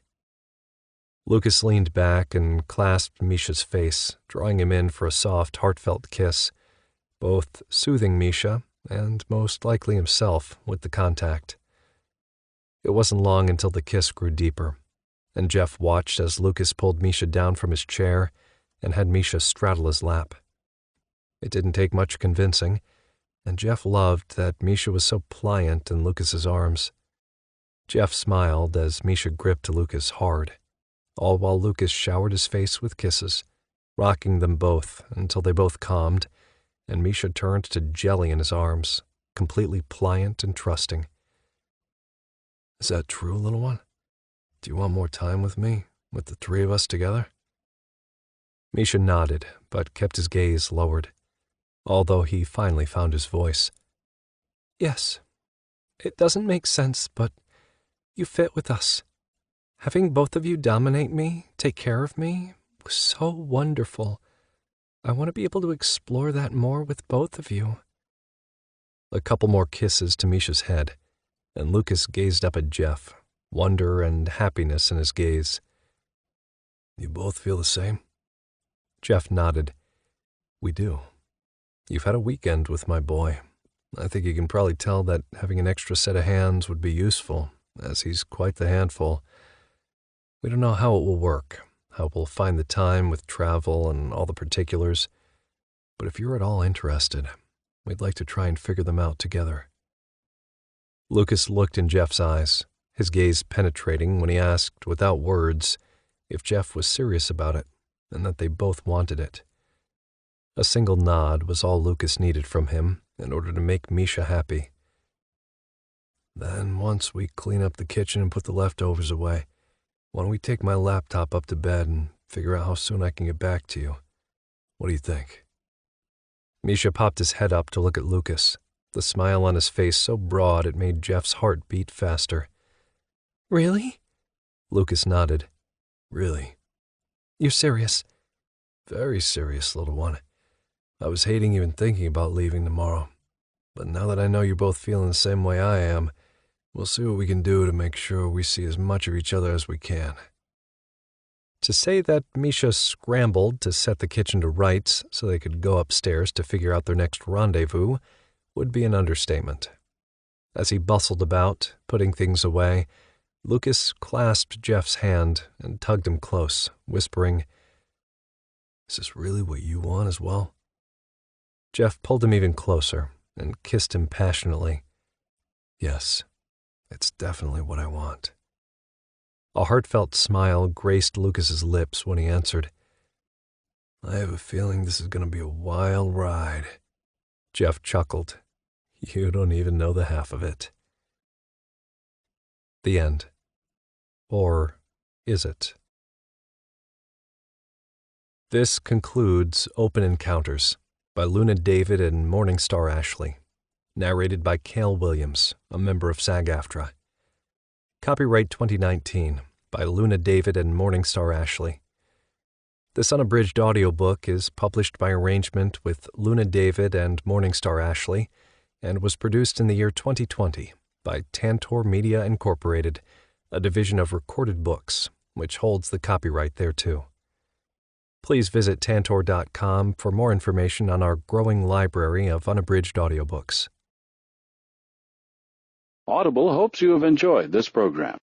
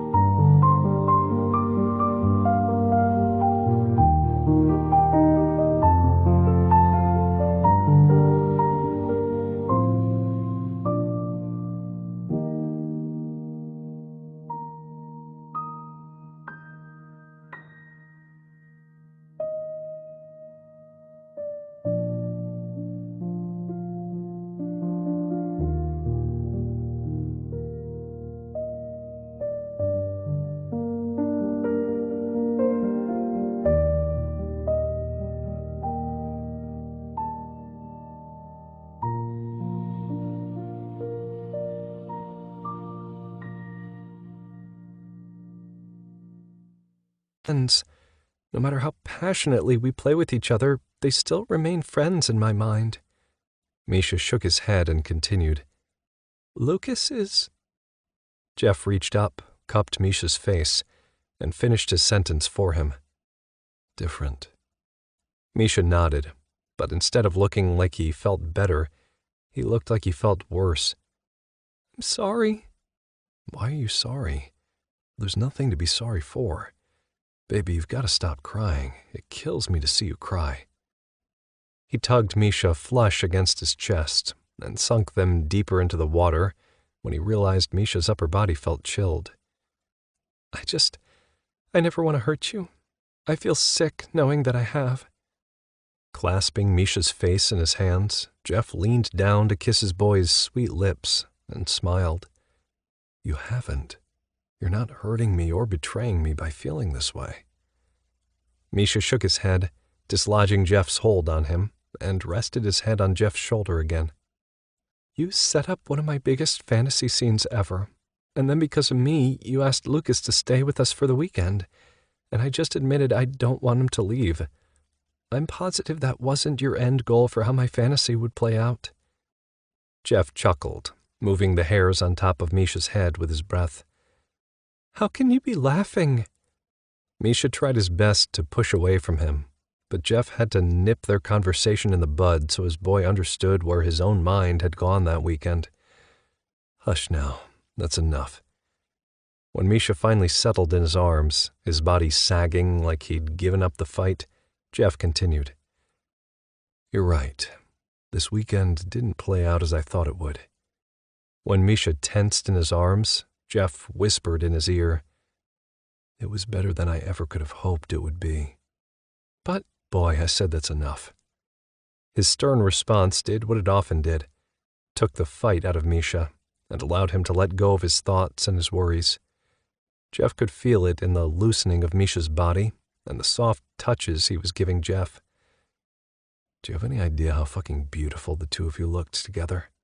The only thing I've ever seen come close to that is when I watch us in the mirror. Your bodies moved as one. It was pure poetry in motion. Lucas is my best friend, and the only man I'm closer to in the world is you. Misha kept his voice soft and his head on Jeff's shoulder when he asked, Permission to speak, sir? Go ahead. Then why do I feel like it's a betrayal? It hurt to admit it to you, but I'd never keep it from you because that's not how we work. But why aren't you upset with me?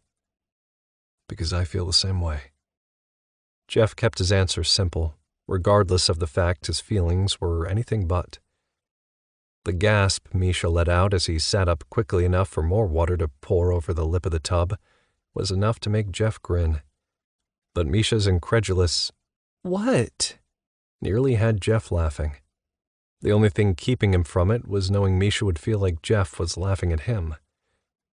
Jeff shook his head, his eyes unfocused as he answered while picturing the scene he'd described. The way you spoke to one another, the absolute trust you had in him so quickly, the way you looked at him like you do me sometimes, it was all so much more than I'd planned. I honestly thought he might stay overnight and we'd have some good times like we do with our group of friends. But when I saw how you reacted to his touch and how attuned to him you were when he was giving you aftercare with me, it was beautiful. Jeff could tell Misha was going to speak again, so he covered Misha's lips with his finger and continued. When we play with others, more often than not, you don't allow them to give you aftercare. If we're in a scene together, you move toward me, and if we're scening apart, you often wait for me to finish so I can give you what you need. The fact that you allowed him to help you told me Lucas was different to you, to us. But what does that mean? That means I'm with you 100%. Lucas fits with us. We'll have to sort out the rest. I've never felt like we were missing something in our relationship. We play with others to have fun and explore our limits with each other. But it's never felt like this. It's never felt like someone felt so right that it was as if he'd been here for years, not just days. But how would that even work? Jeff shrugged at Misha's question. I don't know. We'll have to figure it out. We'll have to take things slowly and ask him if seeing us again, seeing us more often, works for him. I have a feeling I know what Lucas's answer will be, what I hope his answer will be, but I can't be sure. If it's not, this whole conversation is moot. But if it's the answer we want, it means we have to work to make time together. It won't be easy. Are we going to talk to him tonight? Jeff nodded. Yeah, let's talk to him at dinner. Misha looked up into his eyes. Okay. But promise me something, sir? Jeff raised his brows in question but kept quiet, waiting for Misha to tell him what he needed. When he did, it was spoken quietly but fervently. No matter what happens, we can't let it tear us apart. I can't lose you, Jeff. I couldn't take it. Jeff clasped his face and brought him in for a kiss that was a promise. Nothing is going to tear us apart. I won't let that happen. Lucas wouldn't allow that to happen either. If it's not working, he'll be the first to walk away. He'd never want to hurt us, Misha. Misha nodded, and Jeff nudged him back. This water is still warm enough to get you cleaned up. Let me wash you, and then we'll head down for some of the best food you'll ever taste. How's that sound? Misha smiled and seemed to enjoy Jeff's gentle but very thorough cleaning. By the time he got them both out of the tub and dried off, Misha was half-hard and wanting another round before the night was over, which Jeff was more than fine with. He figured Lucas would be happy to help out as well. As he got them both dressed in soft pajamas, Jeff thought about how Lucas would react to their discussion of wanting more. Jeff thought he knew, but occasionally his friend surprised him. He figured all he could do was hope for the best. As they walked toward the kitchen, the aroma was nothing short of amazing. It looked like Lucas was putting the finishing touches together for dinner. Can we do anything to help? Lucas turned and glanced at him, smiling. I don't think so. Where do you want to eat? Formal dining room or kitchen table? Kitchen table. There's nothing formal about pajamas. Lucas chuckled, but when his gaze slid toward Misha, his smile immediately fell, obviously sensing something was wrong. Setting down the wooden spoon he had in his hand and turning off the gas, Lucas approached Misha, frowning. Jeff watched, wanting to see how Misha handled Lucas's concern. When Lucas reached Misha, he clasped the boy's chin and turned his face toward him. Reaching up with his other hand, he touched the soft skin under Misha's eye and asked, What's the matter, little one? Misha allowed Lucas to pull him into a hug, and Jeff watched as Misha gripped Lucas tight. His best friend turned a confused gaze his way. Would either of you like to clue me in? I feel like I'm missing something here, but I don't know what. Jeff smiled when Misha sighed, still held in Lucas's arms. I'm all right. I don't know, got overwhelmed, but I'm feeling better. Lucas's brows furrowed as he asked Jeff, Sub-drop? Jeff shook his head. No, we'll talk more about it in a little bit. Why don't we dish up some of this amazing food and dig in? There's time for all that later. Lucas smoothed back Misha's hair and kissed his forehead before reluctantly letting him go and dishing up their meal. As they ate, Jeff did his best to steer the conversation to safer topics, and with Misha's help, they were fairly successful. But as soon as they were done eating, Lucas pushed his bowl away, leaned back in his seat, and crossed his arms over his chest. I get the feeling something about our weekend, or me, personally, has upset you, Misha. Can you please? Misha interrupted, speaking so fast his words nearly jumbled together. I told Sir I don't want you to leave. Confused, Lucas turned his gaze pleadingly at Jeff, who took pity on his friend and jumped in with both feet. Misha and I discussed how this weekend made us feel, how you made us feel. We want more of this. Gesturing between the three of them, Jeff continued, More of you, of us together. Jeff sighed and shook his head, reaching out to clasp Misha's hand in his when he admitted, It's going to be very hard for us to say goodbye to you tomorrow. At that, Misha started crying softly, doing his best to hide it from Lucas by avoiding his eyes and looking down at his lap. Jeff just waited, knowing a submissive hurting was akin to Lucas hurting as well. They were alike in that way. He wanted to give his friend time to step in and help Misha. To see how Lucas handled it, yes, but also to see how Misha reacted to Lucas when he did. Jeff watched as, without hesitation, Lucas knelt by Misha's chair, reaching up to soothe him, drawing him into his embrace. Jeff could hear him crooning, "Shh, I've got you. Don't cry."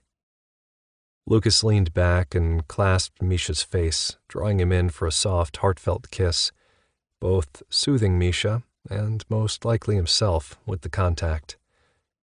It wasn't long until the kiss grew deeper, and Jeff watched as Lucas pulled Misha down from his chair and had Misha straddle his lap.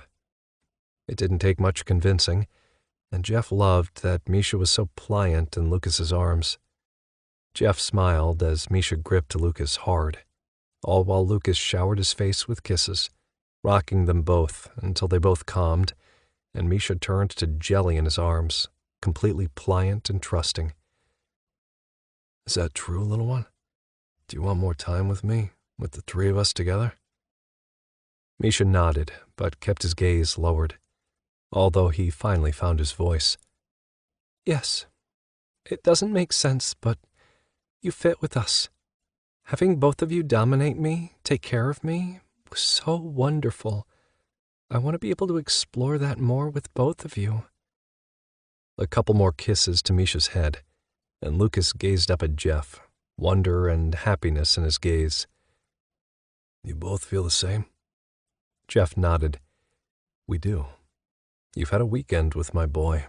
I think you can probably tell that having an extra set of hands would be useful, as he's quite the handful. We don't know how it will work, how we'll find the time with travel and all the particulars, but if you're at all interested, we'd like to try and figure them out together." Lucas looked in Jeff's eyes, his gaze penetrating when he asked, without words, if Jeff was serious about it and that they both wanted it. A single nod was all Lucas needed from him in order to make Misha happy.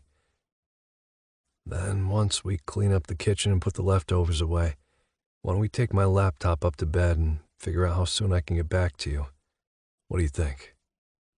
Misha popped his head up to look at Lucas, the smile on his face so broad it made Jeff's heart beat faster. "Really?" Lucas nodded. "Really." "You're serious?" "Very serious, little one. I was hating even thinking about leaving tomorrow, but now that I know you're both feeling the same way I am, we'll see what we can do to make sure we see as much of each other as we can." To say that Misha scrambled to set the kitchen to rights so they could go upstairs to figure out their next rendezvous would be an understatement. As he bustled about, putting things away, Lucas clasped Jeff's hand and tugged him close, whispering, "Is this really what you want as well?" Jeff pulled him even closer and kissed him passionately.